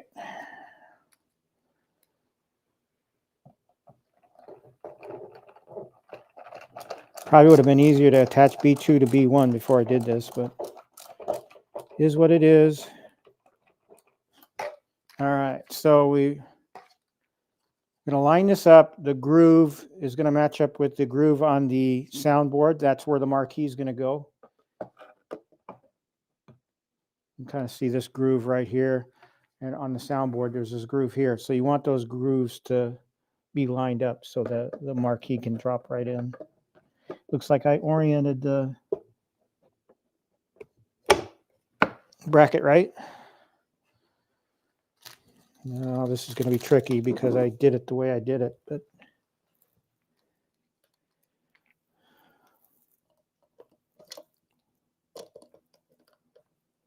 we'll see if we can get her done.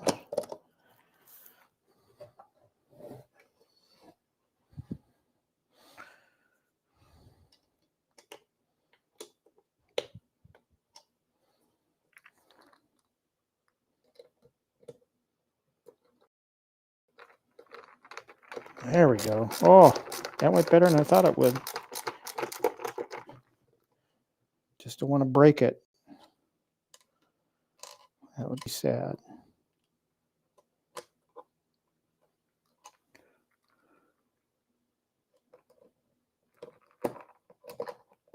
Get in the hole. Make me proud. Come on.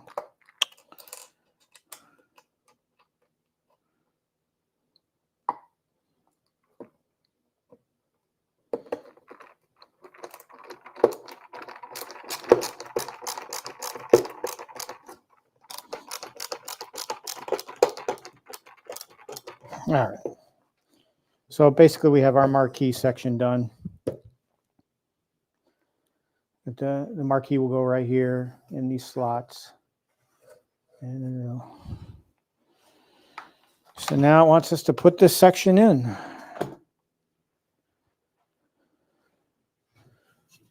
All right.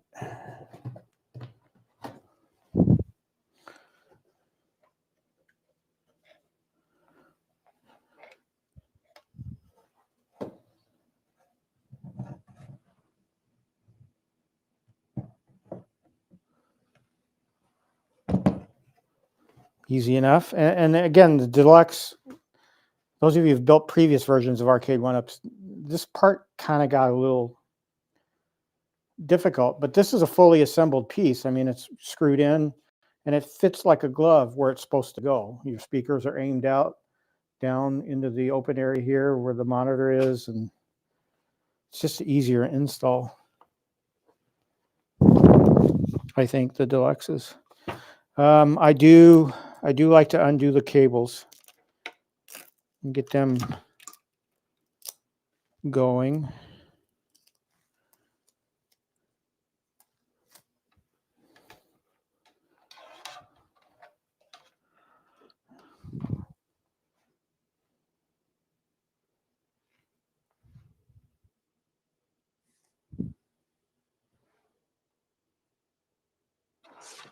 I guess I can go there. It's just got to go.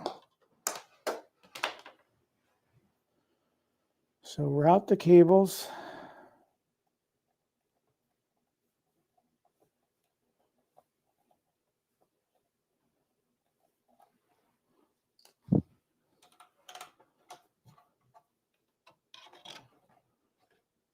This is interesting. I hope there's an extension cord.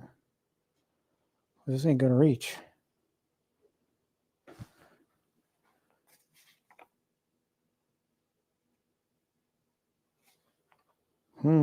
Fascinating. We'll find out here, I guess. C panel. We need to get the C panel. That'll be this. Now, this is the only case where I won't have the lettering faced out inside because it doesn't make any sense. This is the actual back of the unit as seen from the front.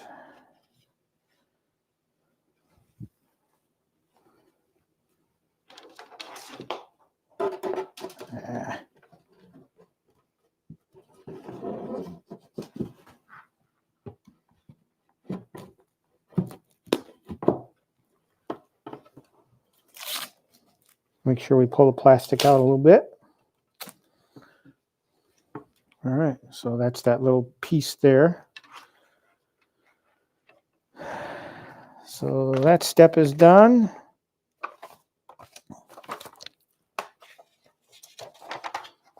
I want the H panel now. Everybody knows the H panel. It's the Arcade1Up logos, and serial number, and safety information. We'll slide that in.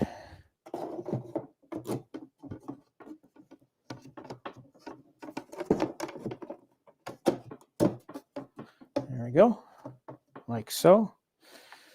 H panel done. That step's done. Now it wants the marquee inserted, and the what do you call that piece? It used to be called the J panel, but it's the N panel on this.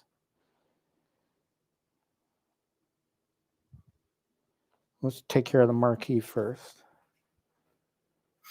So there is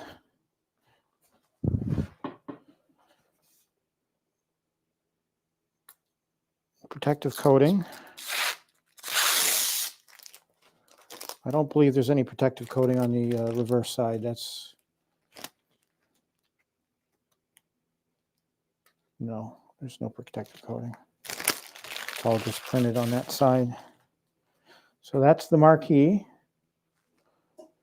Looks awesome. Make sure we don't put it upside down. Oh, that looks beautiful. Pick up some of this garbage right away.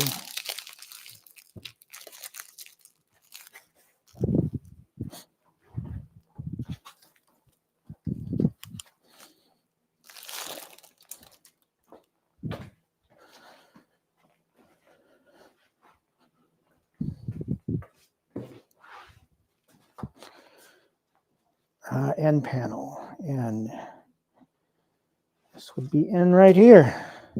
Nice little artwork.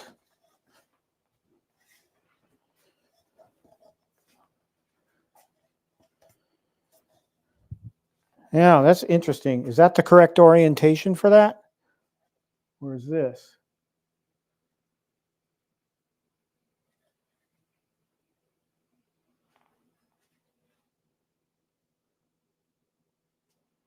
Interesting.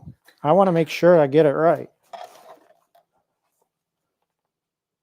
Andy, that screwdriver is a Milwaukee Tools ratchet screwdriver. So that's what it looks like. So just look for the Milwaukee logo. Trying to turn it here. Yeah, just look for the Milwaukee logo. And it comes with other bits that you can just exchange out. So it's super nice. I really like it. It's what I use on all my builds. All right, I'm going to look real quick just to see.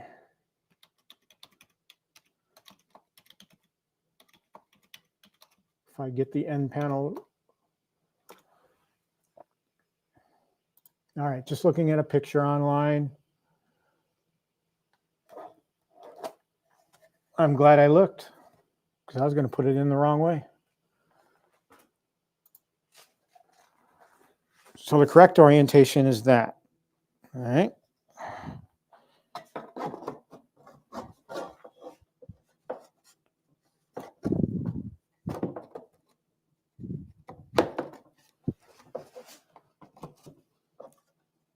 Okay. Great.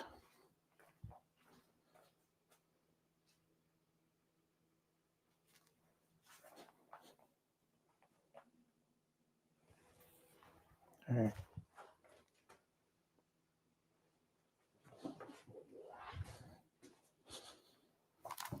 That step is done.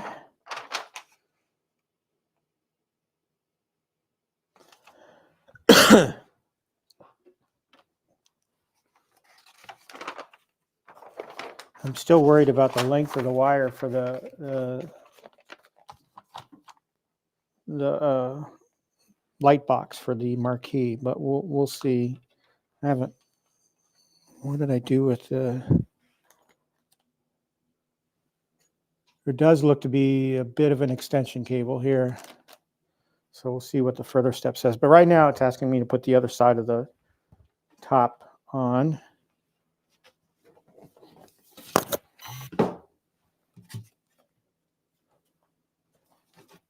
Other way.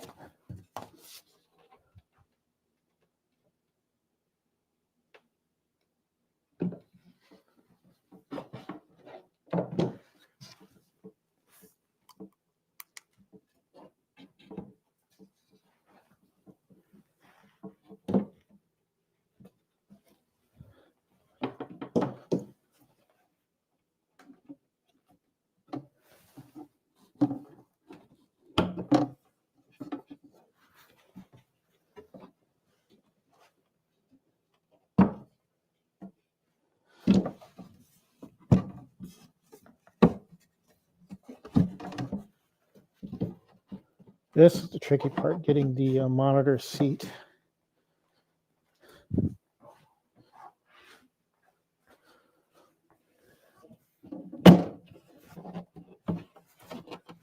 Getting all these pieces to line up. But I do think it does go better.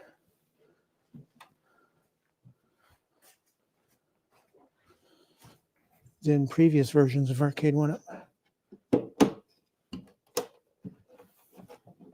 Now, monitor. There we go. Thank you, monitor. That's good. Put that in before it decides to do something else.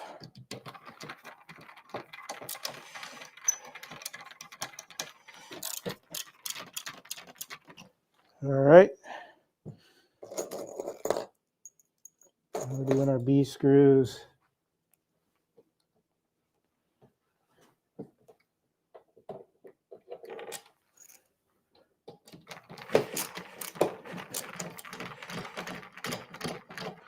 Have y'all ever had to adjust the socket because these screws wouldn't go in?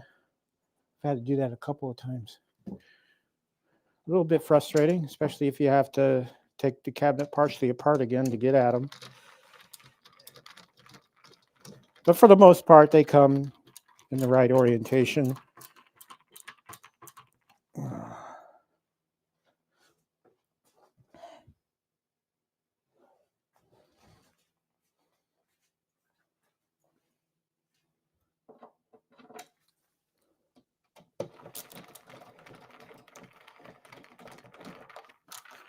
Well, that went on a lot better than I thought it would. But again, I did say that it was better than the old legacy process. But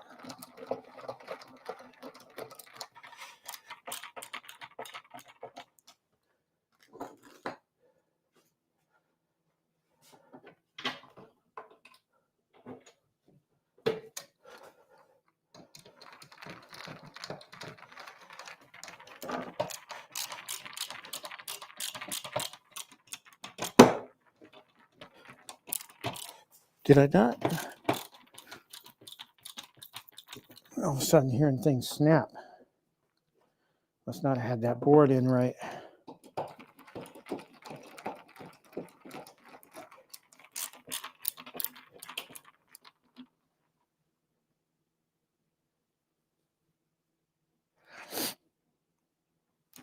I'm wondering if I should have taken that off. All right, everything's screwed in. 1, 2, 3, 4, 5, 6, 7. All right.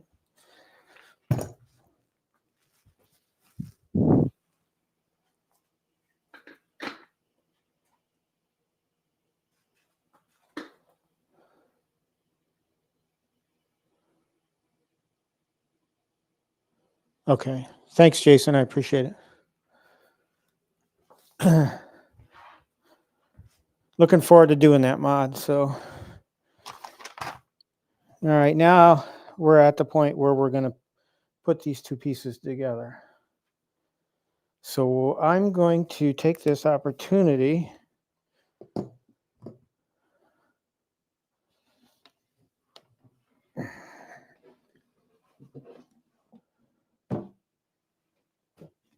I'm going to do this on the floor because deluxes are a little bit more difficult.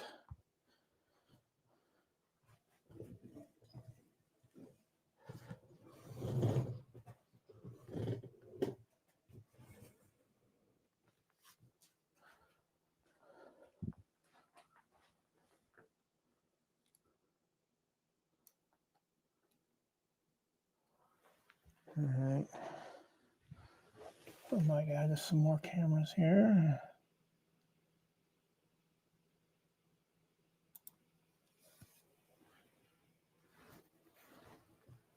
All right.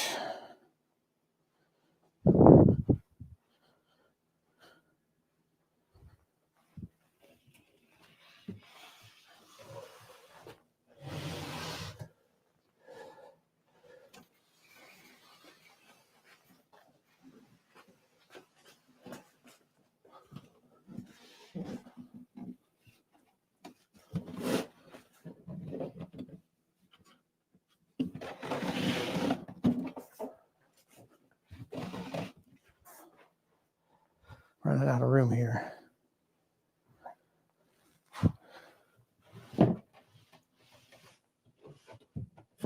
And we line up the kick plate into the grooves, and then we just push it together.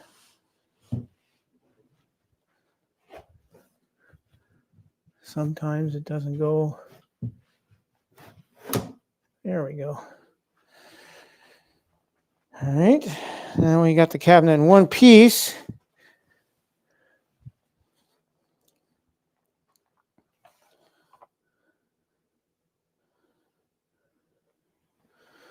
Let's start putting our B screws in to secure them together. Let's see if you guys got a good view here. Yeah, you do. Okay.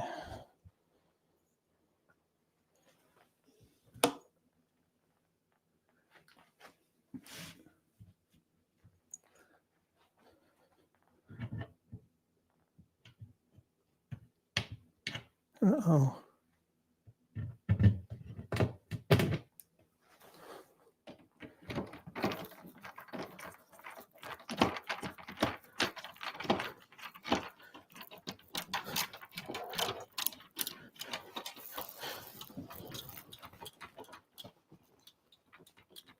A little awkward here. Eesh.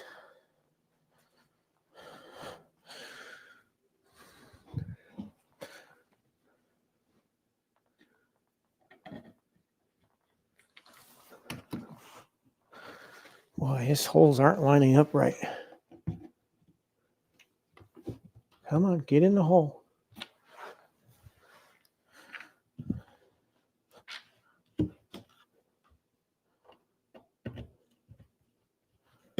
There we go.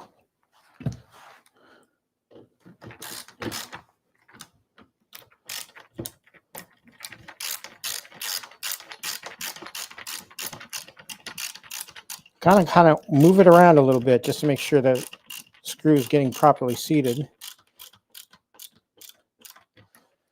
All right. Got some more B screws to put in. Are they on this side? Yes.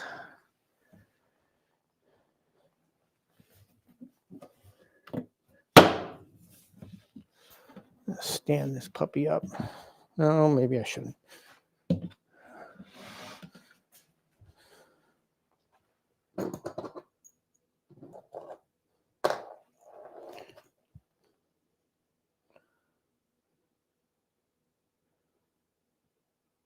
Oh, I didn't do the bottom screw. See how sucky at this I am? Pay attention to detail, they say.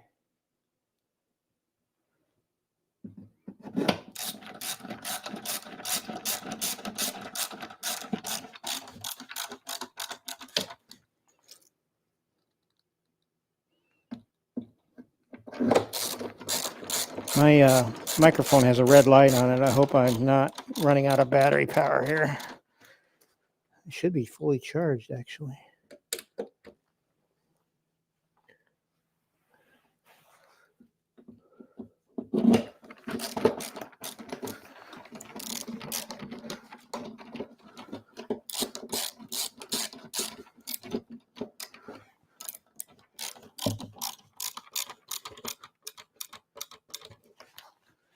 All right, I still got 2 more screws to do.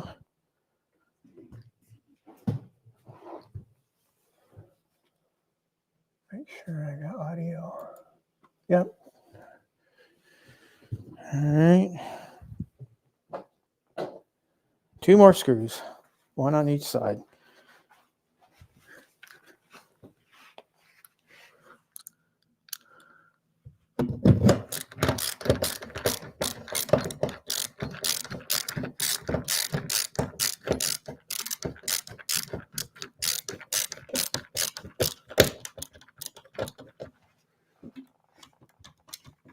Okay. 1 more.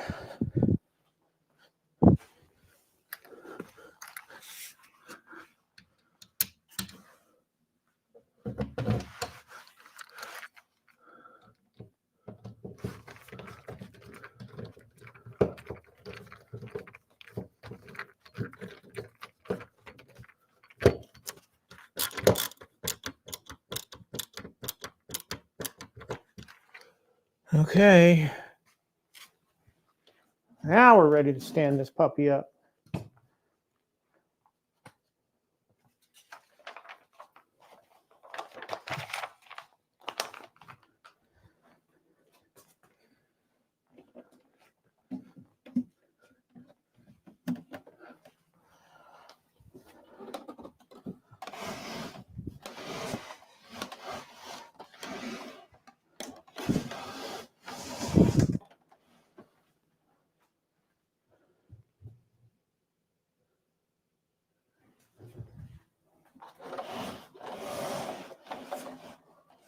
All right, so the remaining things we have to do is we have to put the C screws in the monitor brackets.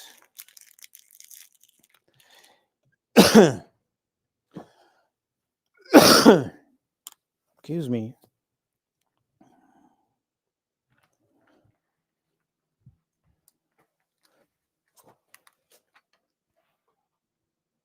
And of course, the wireless antenna is getting in the way.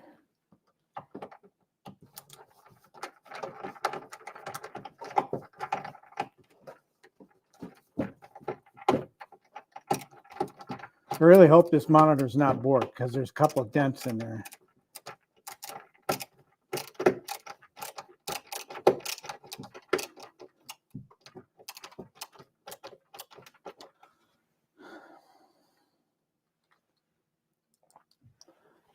Did the easy one first, which is right closest to me.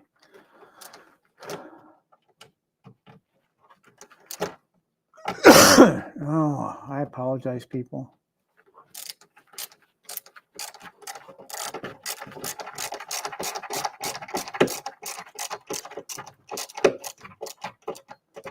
All right, 2 more.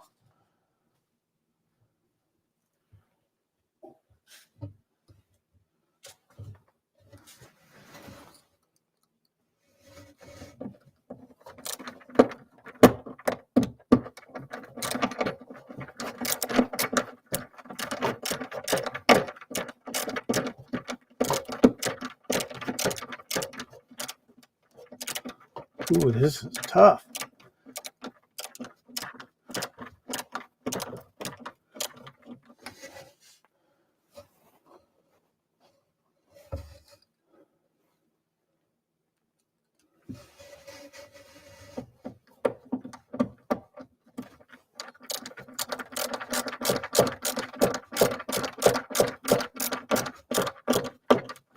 All right. Monitor is in.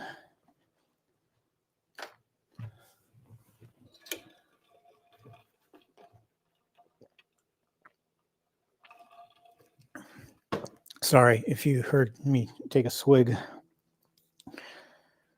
All right, now we get to do the brackets that hold the 2 sides together. I do have scissors for this. All right.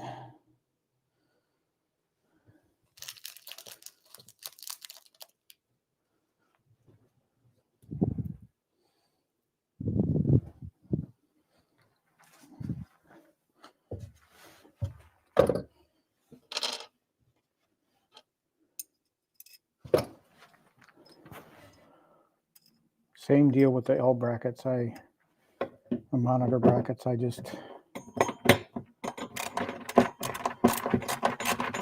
kind of guide the screw in while it's in the bracket itself.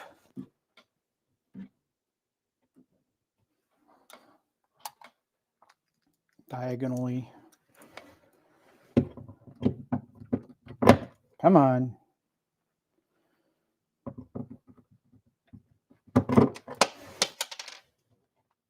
You're not cooperating.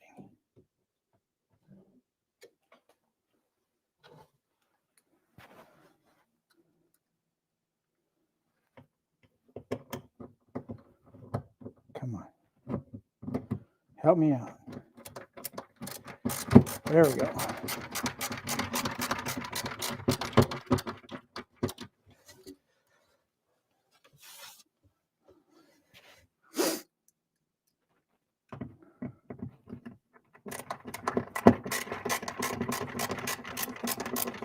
I wonder if anybody assembles the 2 side panels together first and then puts them on, kind of mixes it up. I wonder if that's any easier. It is kind of awkward for me, even though I'm a tiny dude, to reach in there to get those screws in. All right, final screws.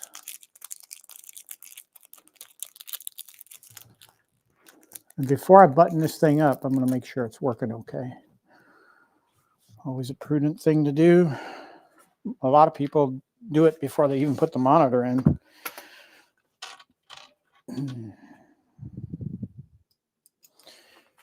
All right, this is going to be tough and awkward. I'm a righty.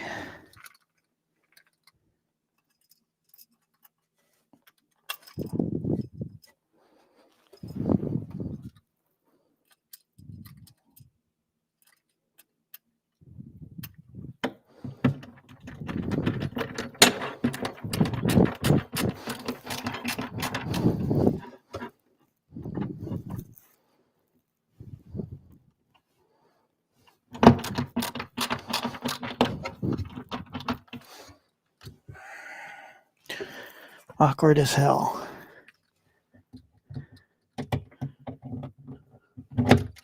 Come on.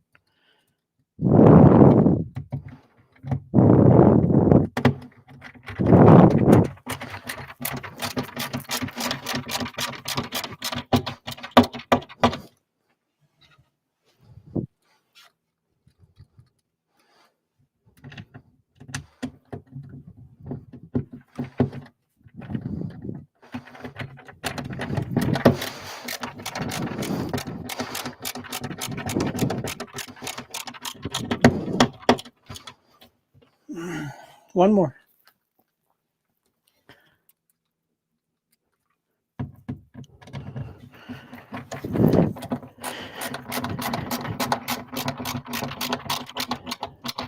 All right. Whew.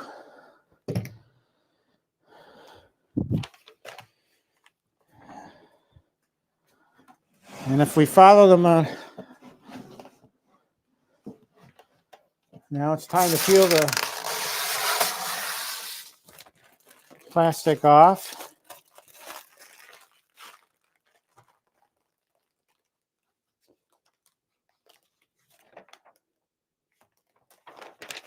And now remove the plastic protector off of the control deck, which I'll do the same thing I do for the monitor.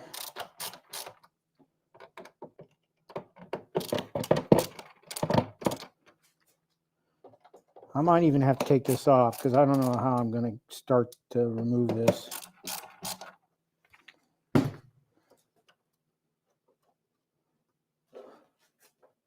Can't get at it.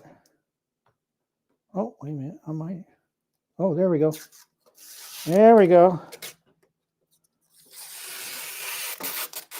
Got to have more faith.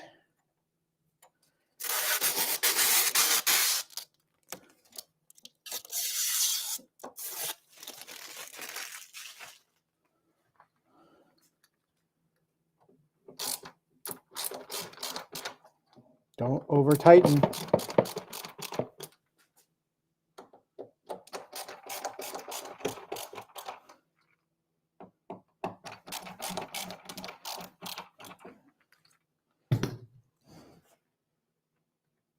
Buttons look like they have plastic on them too.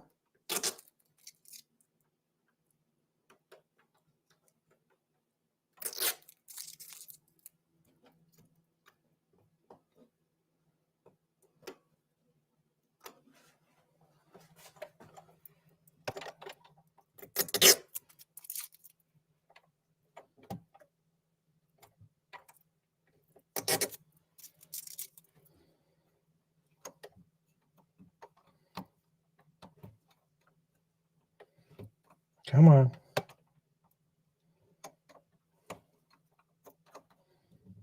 There we go. All right.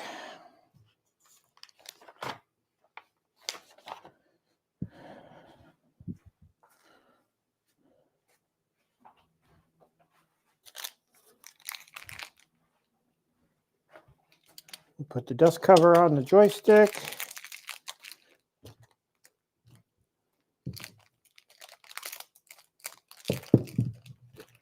And I need my other tool for this.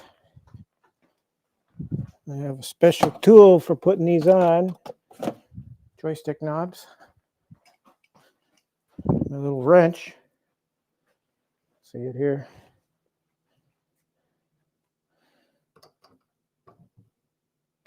I just kind of clamp onto the thing so I can get the knob tight. I don't use Loctite because if I ever need to take these things apart, I want to be able to get them undone. There. All right. Now we get to wiring.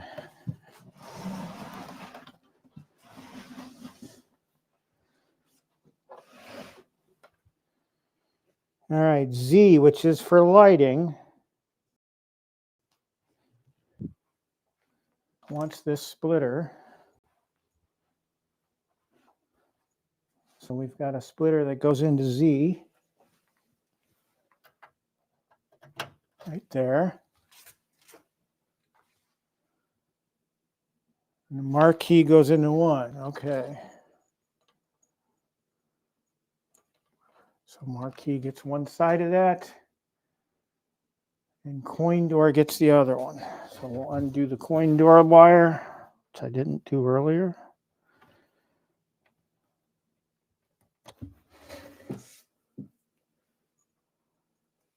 And that goes into the other. Well, that makes sense. Okay. So the speaker goes right here.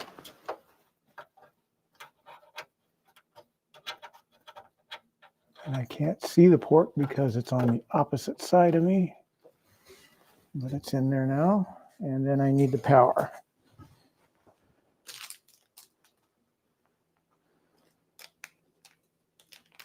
I've got 4 extra dowels. I know I probably missed dowels somewhere. Or maybe they gave me extra. I don't know.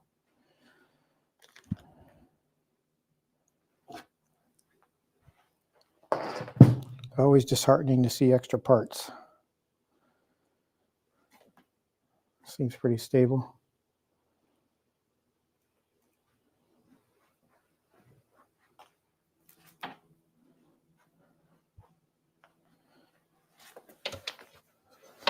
Okay, I need the lower panel.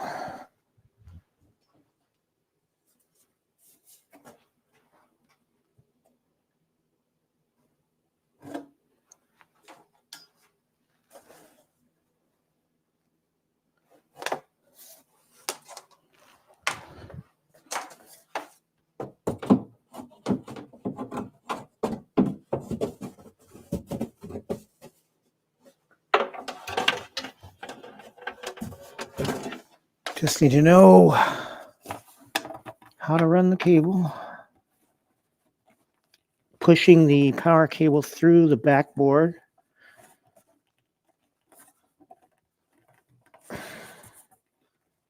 And it snaps into place. Come on! Don't want to break this.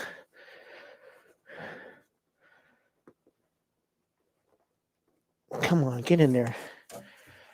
Snap in there. There we go. Whew.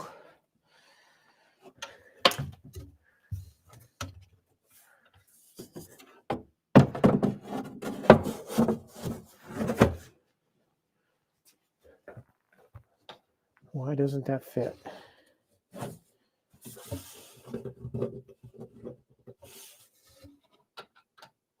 Oh, that's tight.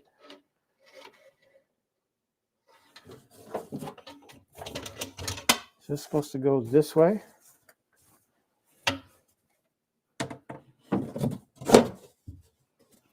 Yeah, I bet it was supposed to go that way. All right.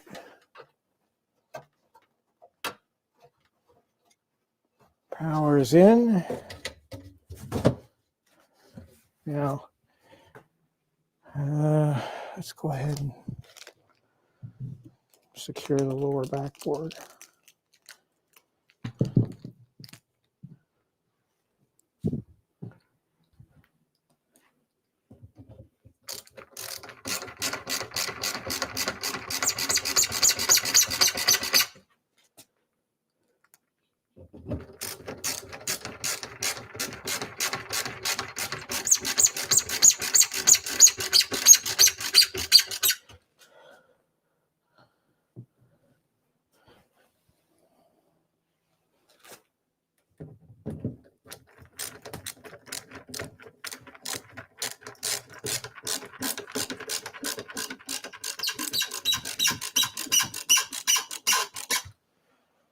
All right. So let's turn this thing around, fire it up, see what we got.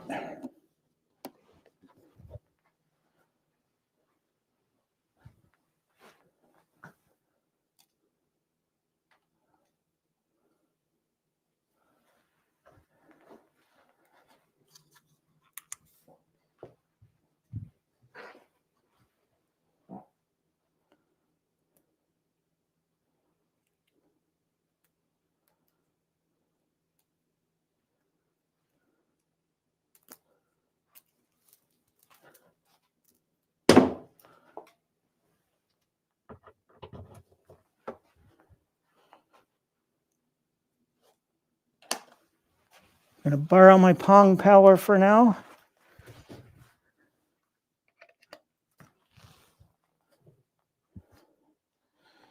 And let's see if this baby fires up. Marquee. Loading, that's a good sign.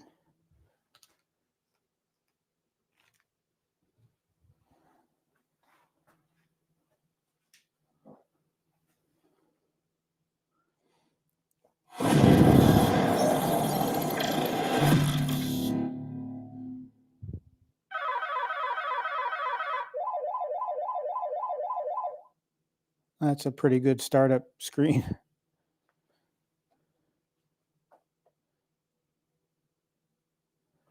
Monitor looks okay, so that crunching that I saw before doesn't seem to be affecting it, so no harm, no foul. All right. So set up wireless network, sure. Choose a network type, wireless.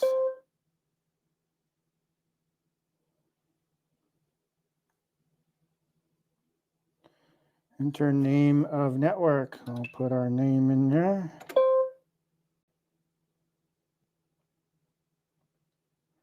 And then it wants the passcode. I will type that in.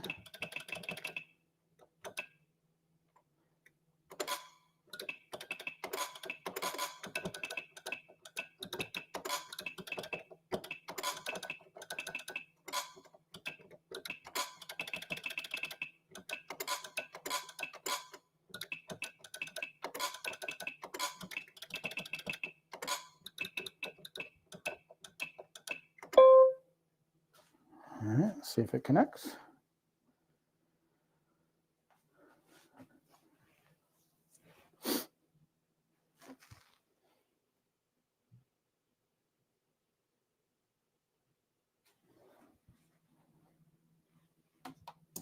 There's the buttons. I'm actually a fan of light up buttons. Incorrect password. What are you talking about?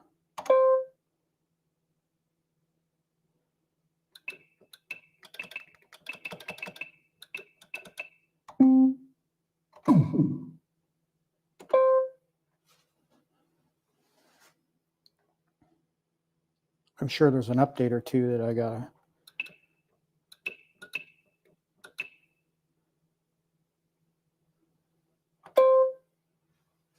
Let's try this again.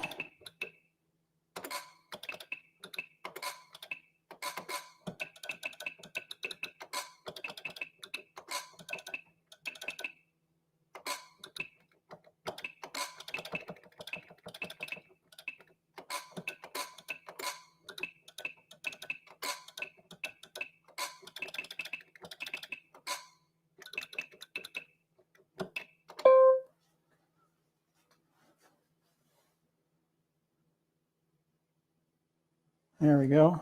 Automatic.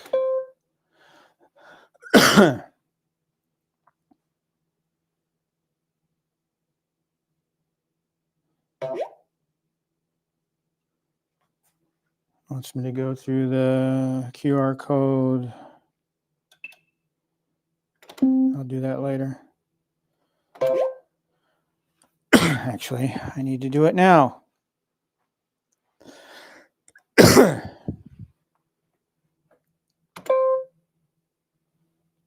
I'll do manual setup.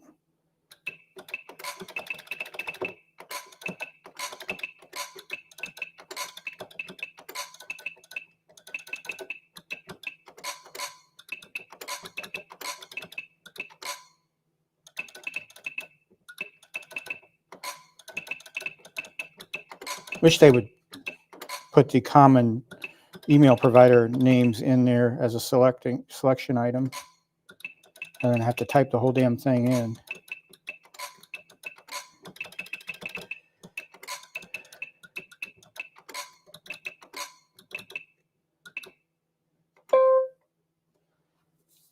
Public name. I know it's not going to let me do QD Arcade, which is my normal online name.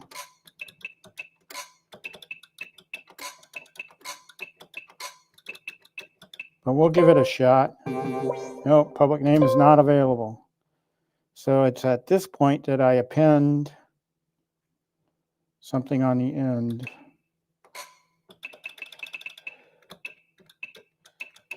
And here I will put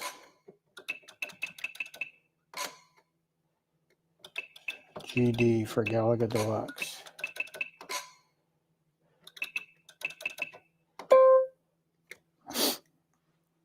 Yes, I want to post my high score to the leaderboards. Everyone can see it. All right, so now we see all the high scores. Any settings for Galaga, Galaxian. What games do we have on here? Galaga, Galaxian, Galaga 88, Pac-Man, Pac and Pal, Pac-Man Plus, Pac-Land,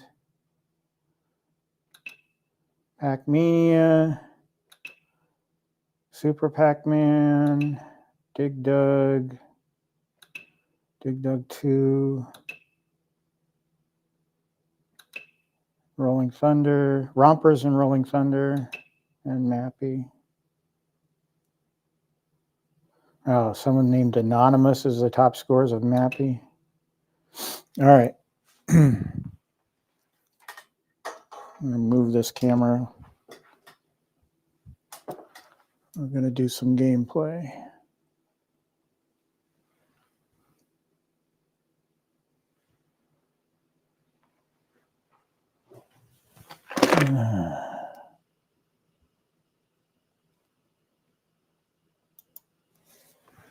All right.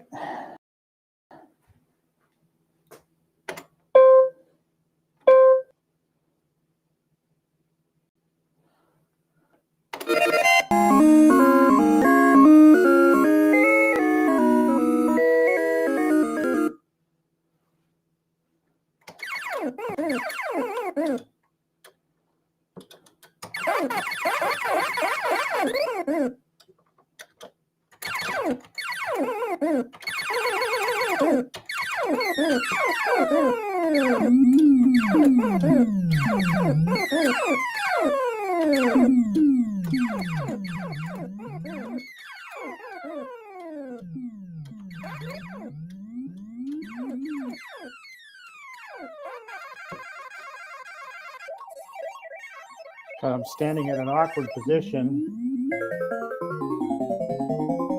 I'm not hitting the joystick right.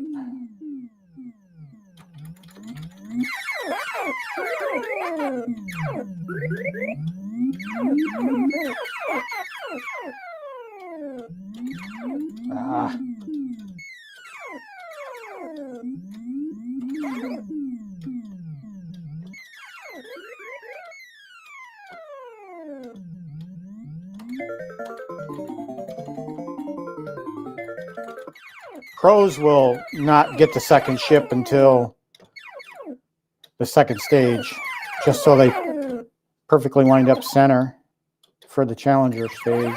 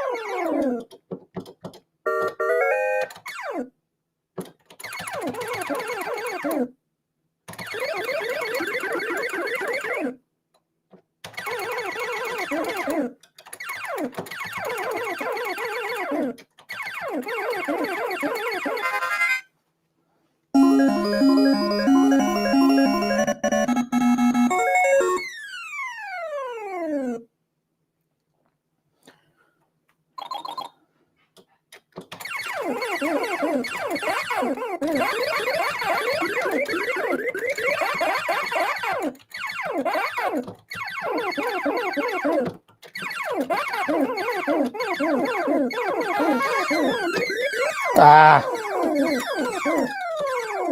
Oh, I didn't see that. Oh, man, I suck.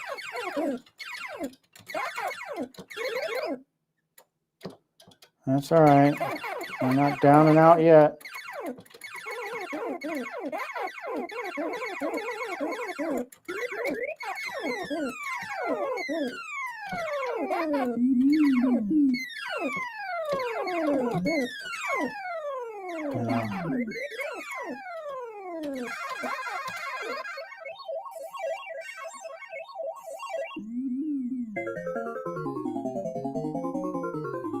When I stand at this thing normally instead of off to the side a little bit, I think I'll have a better game. Ooh, that was close.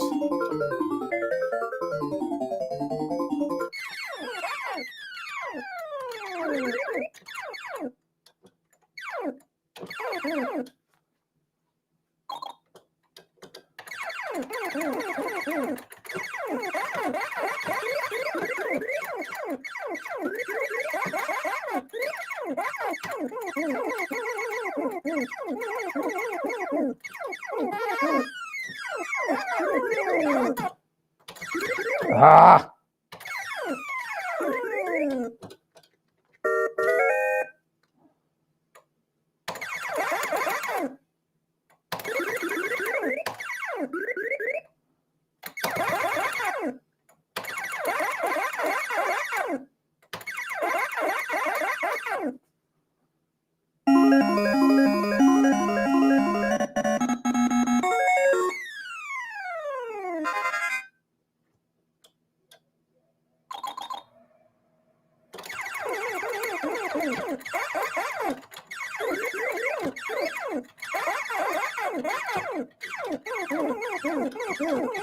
Ooh, close.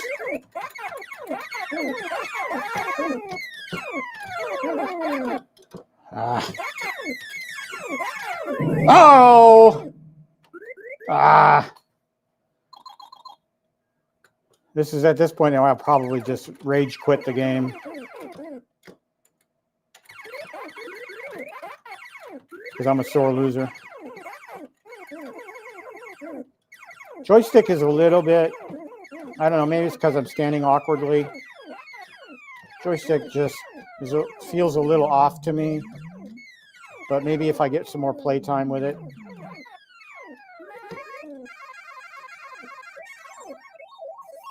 It'll feel better. I don't know. We'll see.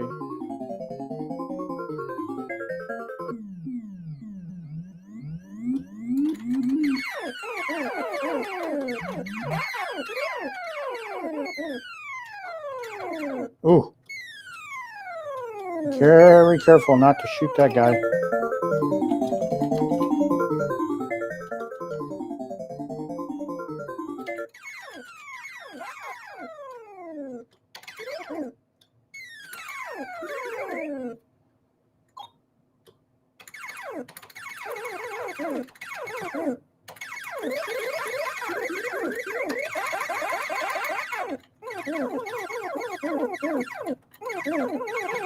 No! Damn it, I knew that was going to happen. Well, not my best game. I'll let that one go. Still got the high score, but hey, I just turned the damn thing on, so.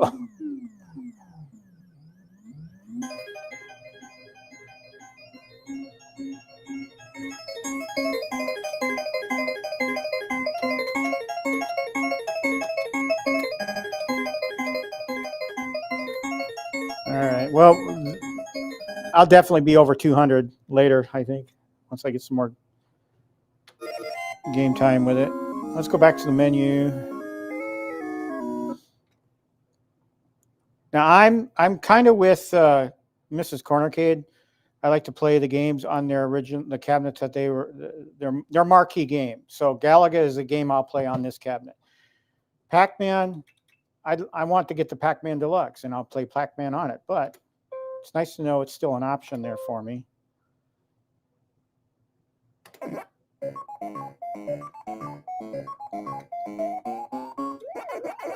I know nothing about Pac-Man. I don't know the boards. And usually when I play, I turn fast mode on. I like playing with fast mode better.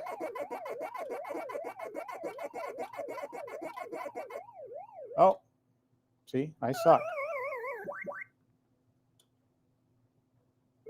I used to get a pattern down that would get me to like at least the first key or something.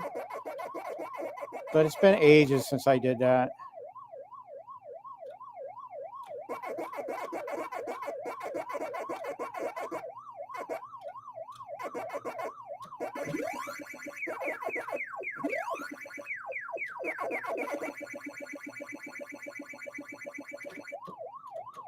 Oh, are you kidding me?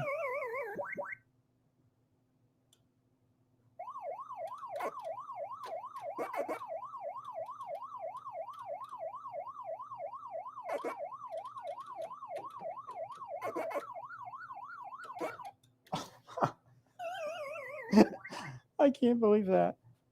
Oh, well.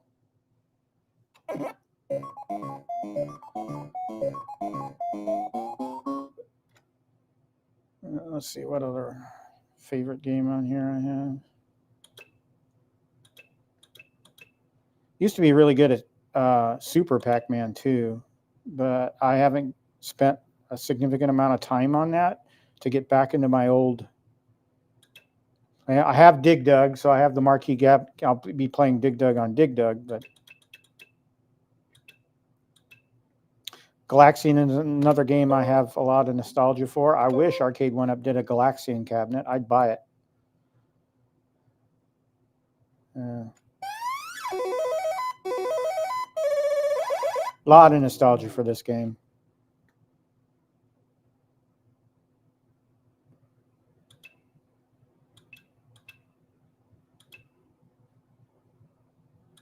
Pac-Man Plus, Pac-Land, Pac-Mania.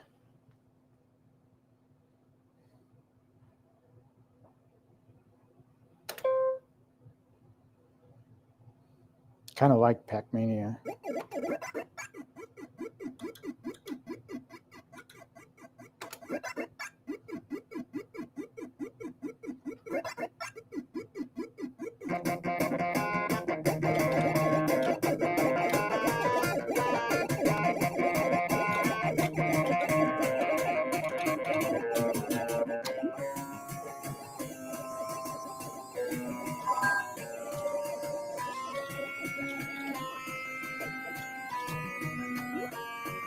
Ah.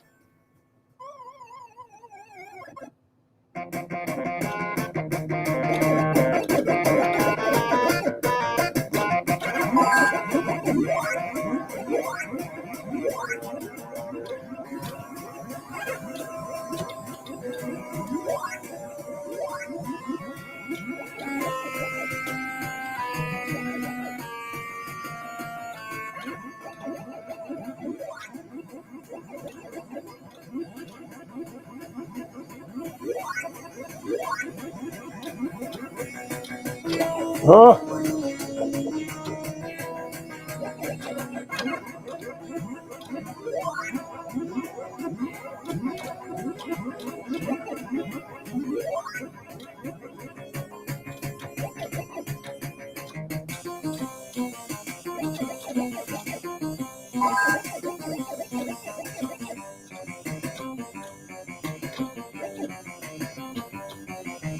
Ah. Can't turn right.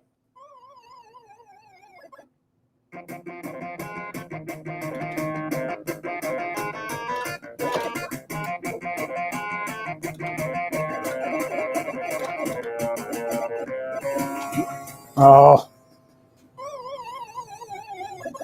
All right. I'm satisfied. It's working in working order. We sampled a few games.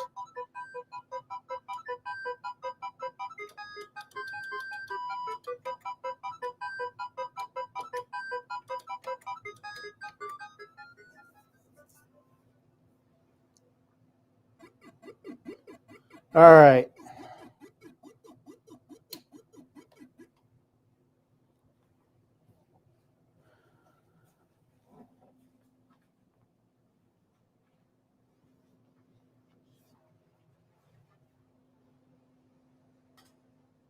move this back a little bit. So what I typically do at this point is get it prepped for moved into its permanent location. And what you guys probably already know, but I always put LED lights on mine just to make it look good. So I've already got one part of the back on. So let's see. Push it out a little bit more. So what I use are the $5 ONN 10-foot LED strips.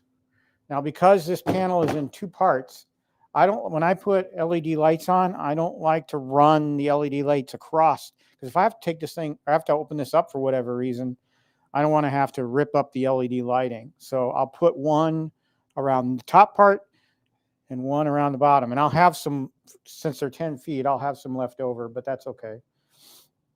We'll deal with that. Let me get the other panel here. We'll get that put on.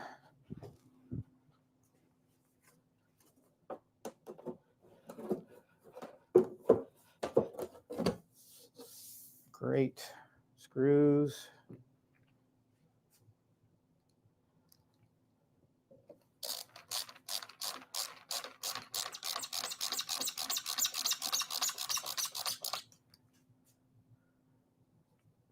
I'm so glad I got the deal I got on this, because it was getting to a point where I thought this thing was going to sell out eventually. And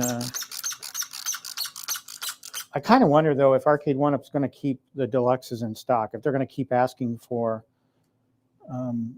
new stock of some of their marquee games like Galaga Deluxe or NBA Jam Deluxe or Golden Tee Deluxe, if they're just, and Pac-Man Deluxe, obviously. Just keep going back and having their manufacturer make some more.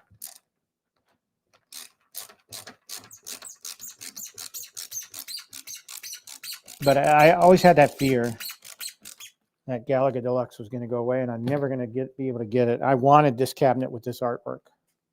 It's just beautiful. All right, so let's open up the LED strip. How are we doing on time? I've been at this for almost 3 hours now. Oh my goodness.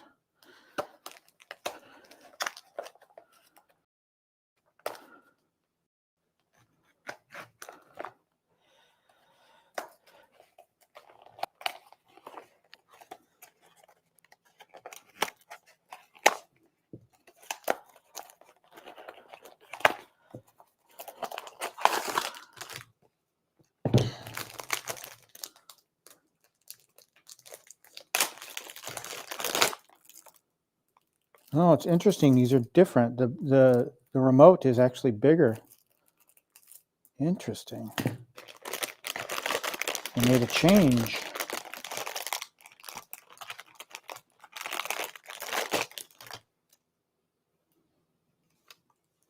So I basically got a wheel of LED strip here. And one of the things I like about these lights is that this part, where the actual USB cable and the LED light strip join, is actually permanent. Because some of the earlier lights, like the monster light strips, weren't, and you'd have to connect them together, and you'd have to make sure you had the arrows in the right orientation. These are actually already put together for you, and you can't disconnect them. So I'd rather have it that way. So you just peel the backing off and you start applying. And I'm going to start right here at the beginning of the top part. And I'm just going to do the top part first.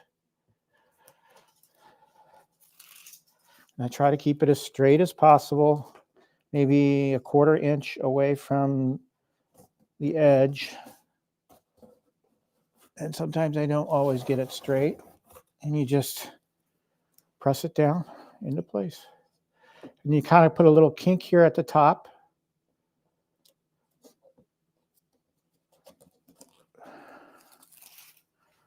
This goes on really quick. So, and one thing I also like about these ONN strips from Walmart is that they seem to stay on a lot better. Than the monsters. The monsters peel off quite a bit under heat.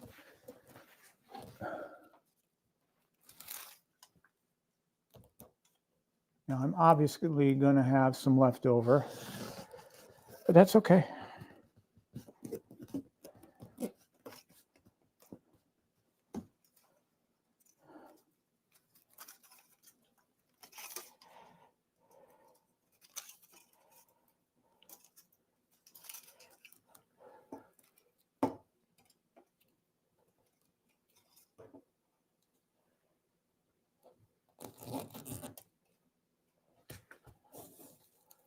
I have to end this stream soon because I got to go check on my doggie. She's been alone for 3 hours and she may have to go outside. Okay, so now you see I've got extra. So if that be the case, it's not a lot of extra. I'll go diagonally up the back as far as I can go. So I'll put another kink in there and just kind of make it as straight as possible. Just a little bit extra lighting in the back. But again, I have that separation here. So if I need to take the top panel off for whatever reason, I can, because I just have the LED on the top part. Now, some people will say, well, in the top just enough. I kind of like lighting to go all the way down. So I will do the bottom as well.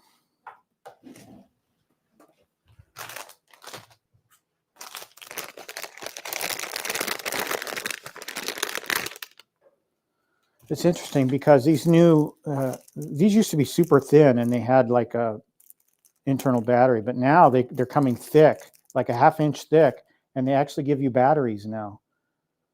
So AAA batteries. That's fascinating. All right, so we'll get the second one here. And whenever I'm in Walmart, I'll pick up 2 or 3 of these at a time just to have them in stock. I have a little parts garage in the back there that I accumulate parts in. You know, if I need something, I have bins for every part, so I can find things readily. You know, every modder's got a little area where they just accumulate spare parts that they can get at.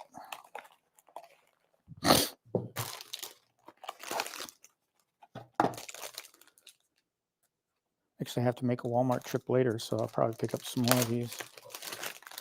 Anticipating the continuance of my build,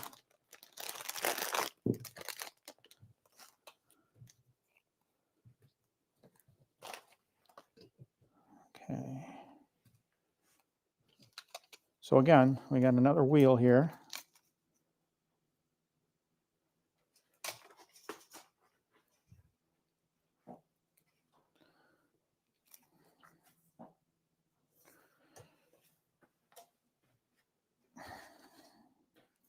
I always start in the bottom left corner. Same side as the Arcade1Up Power.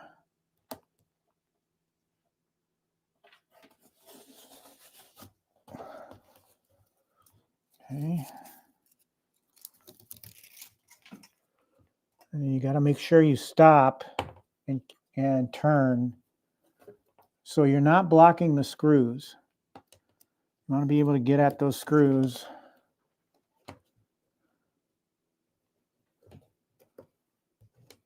So this particular cab is going to have a lot of lighting on it, but that's okay.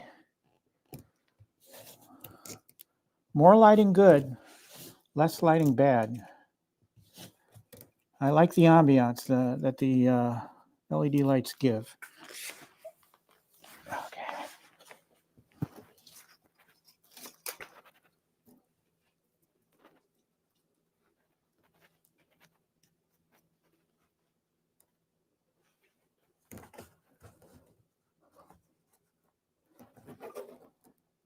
Don't like that kink, but there's not much I can do about it now.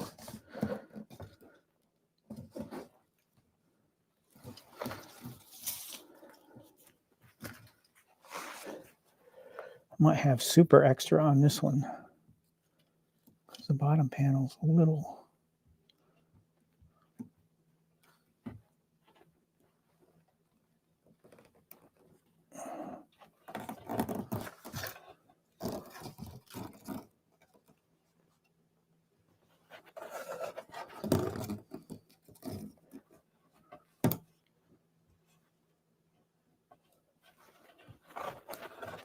Okay. Again with the diagonal. I want to see how much I got left here.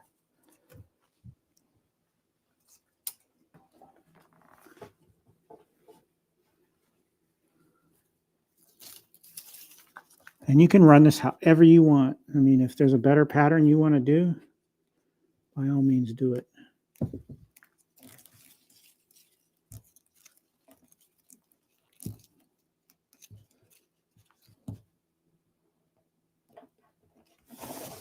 I'm going to go over the vent holes, but I don't care.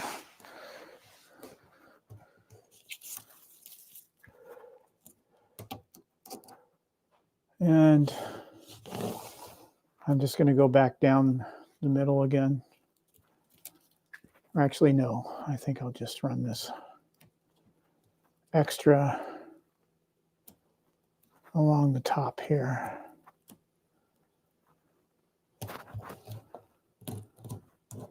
Yeah. All right, so again, you can run it however you want.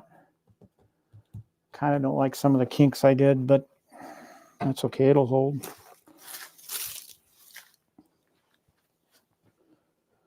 All right, and let me get, I should have a power strip with USB somewhere.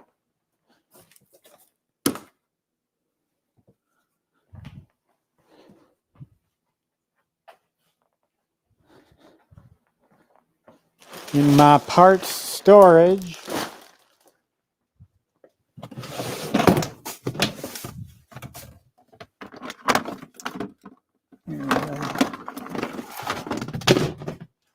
Got plenty of power cables, plenty of power strips.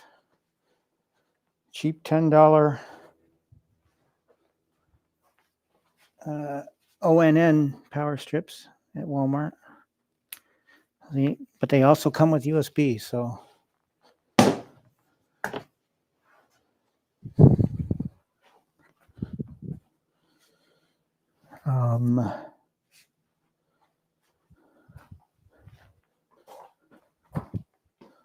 And the other thing I recommend everybody do if they do a lot of USB powered stuff, artwork or whatever, is to go out and buy from Amazon. Maybe I'll put a link in later.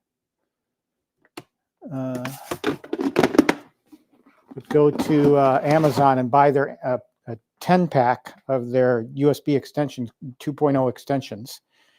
That would be these. I have spares because I have plenty. And actually, yeah. Run them to your USB powered LED lighting.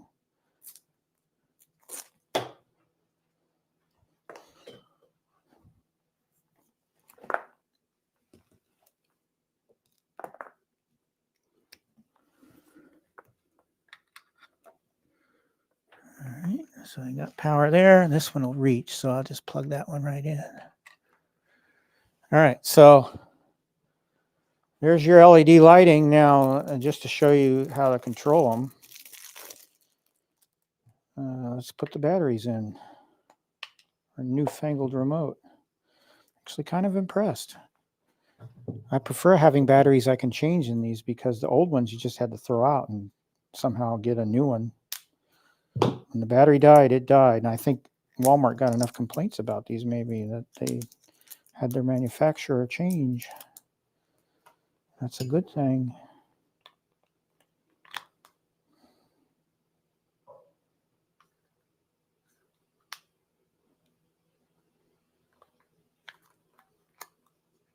Hope this works. Let's try off. Yep, off works. On works. You can dim these.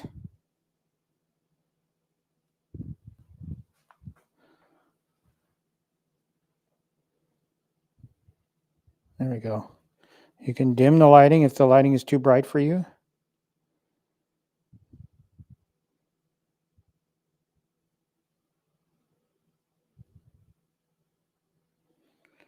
Change, you got your 4 standard colors, RGBW, red, green, blue, white, or you have some, you got orange, light green, light blue, lighter orange, kind of a cyan, so on, and purple. These standard colors that you can use, pink. You can make it flash through the colors.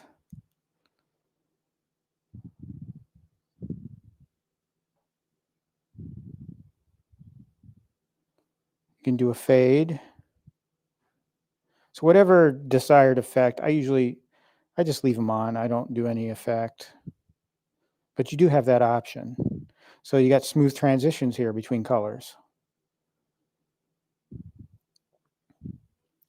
Let's see, for Galaga, I'm going to use green. That's going to be my color. All right. And that's that. I'm pretty much done. So, like I said, I'm not going to make you guys watch, but it will go right where Dig Dug is right now. And Dig Dug will move over next to it because I want the Galaga's my machine. I love that machine. So let me pull this out so I have room to get at my streaming setup. But just look at that artwork. I mean, it's a beautiful cabinet. It's just gorgeous.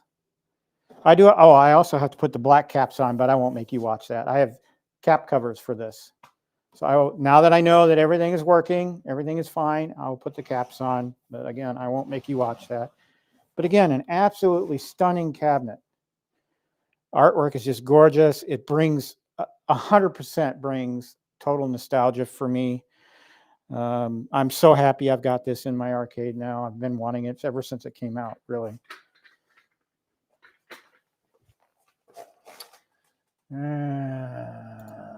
Desk camera. So, folks, it's been almost 3 hours now. I've still got 16 people here. I appreciate that. You guys stuck with me through the build and through all the little stuff I do. I got a lot of cleanup here to do and moving around, but I'll take some pictures later. So you want a link for lights. Let me write this stuff down. So what links do I need? Links for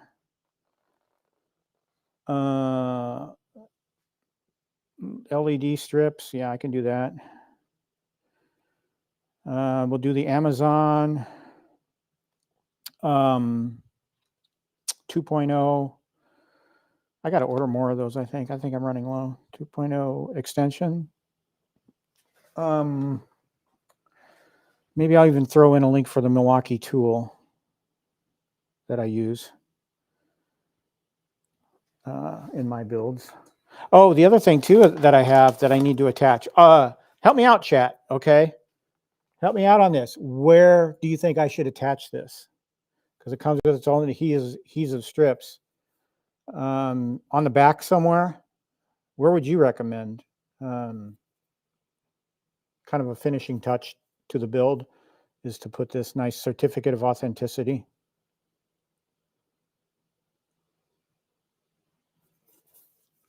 So I'm thinking the back somewhere. Now that I put the LED light strips on there, though, it's probably my choices are limited back there. So let me know in the comments or in the chat where you think I should put that. So where I got LED strips, the Amazon 2.0 extension cables, a tool that I use. Can't think of anything else. But I'll try to get those links in there. Yeah. Anyway, I really appreciate you guys tagging along for the ride today. I'm not going to do an additional build. I really need to get upstairs and check on the dog and check on my laundry, actually. So the Joust build is coming. Whether I decide to do that live or not, I don't know. And then in my Dig Dug mods. I don't know. So above the screen, huh? Oh, you mean like in this area? I don't know. We'll see. Maybe. I'll think about it. I don't have to put it on today. So, but that is a good idea, Big B. Thank you for watching today, by the way. Will be a show next week. Not going anywhere. Actually, we're done with trips for the rest of the year. So you'll pretty much see me every week, hopefully, unless, again, physically I'm not up to it. I do have those days where it just makes no sense for me to go live. If I'm in a bad mood, you guys don't want to hear me talk. So, once again, the joust I have to build, the Dig Dug mods I have to do. I'm probably going to film the Dig Dug mods, so watch out for that video, okay? Yeah, so I'll take some pictures and post them to my community page a little later once I get everything shifted around and cleaned up a little bit, so you can kind of see Galaga's new home. And other than that, I'll say good day to you guys. Have a great rest of the weekend for you. I got to go back to work tomorrow, and I'll be on site at work all week, so I have no work from home days left this month, so I will be missing the arcade.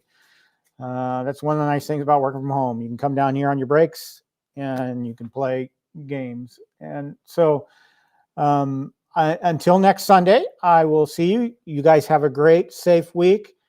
And remember to always play your games, okay? And I got next.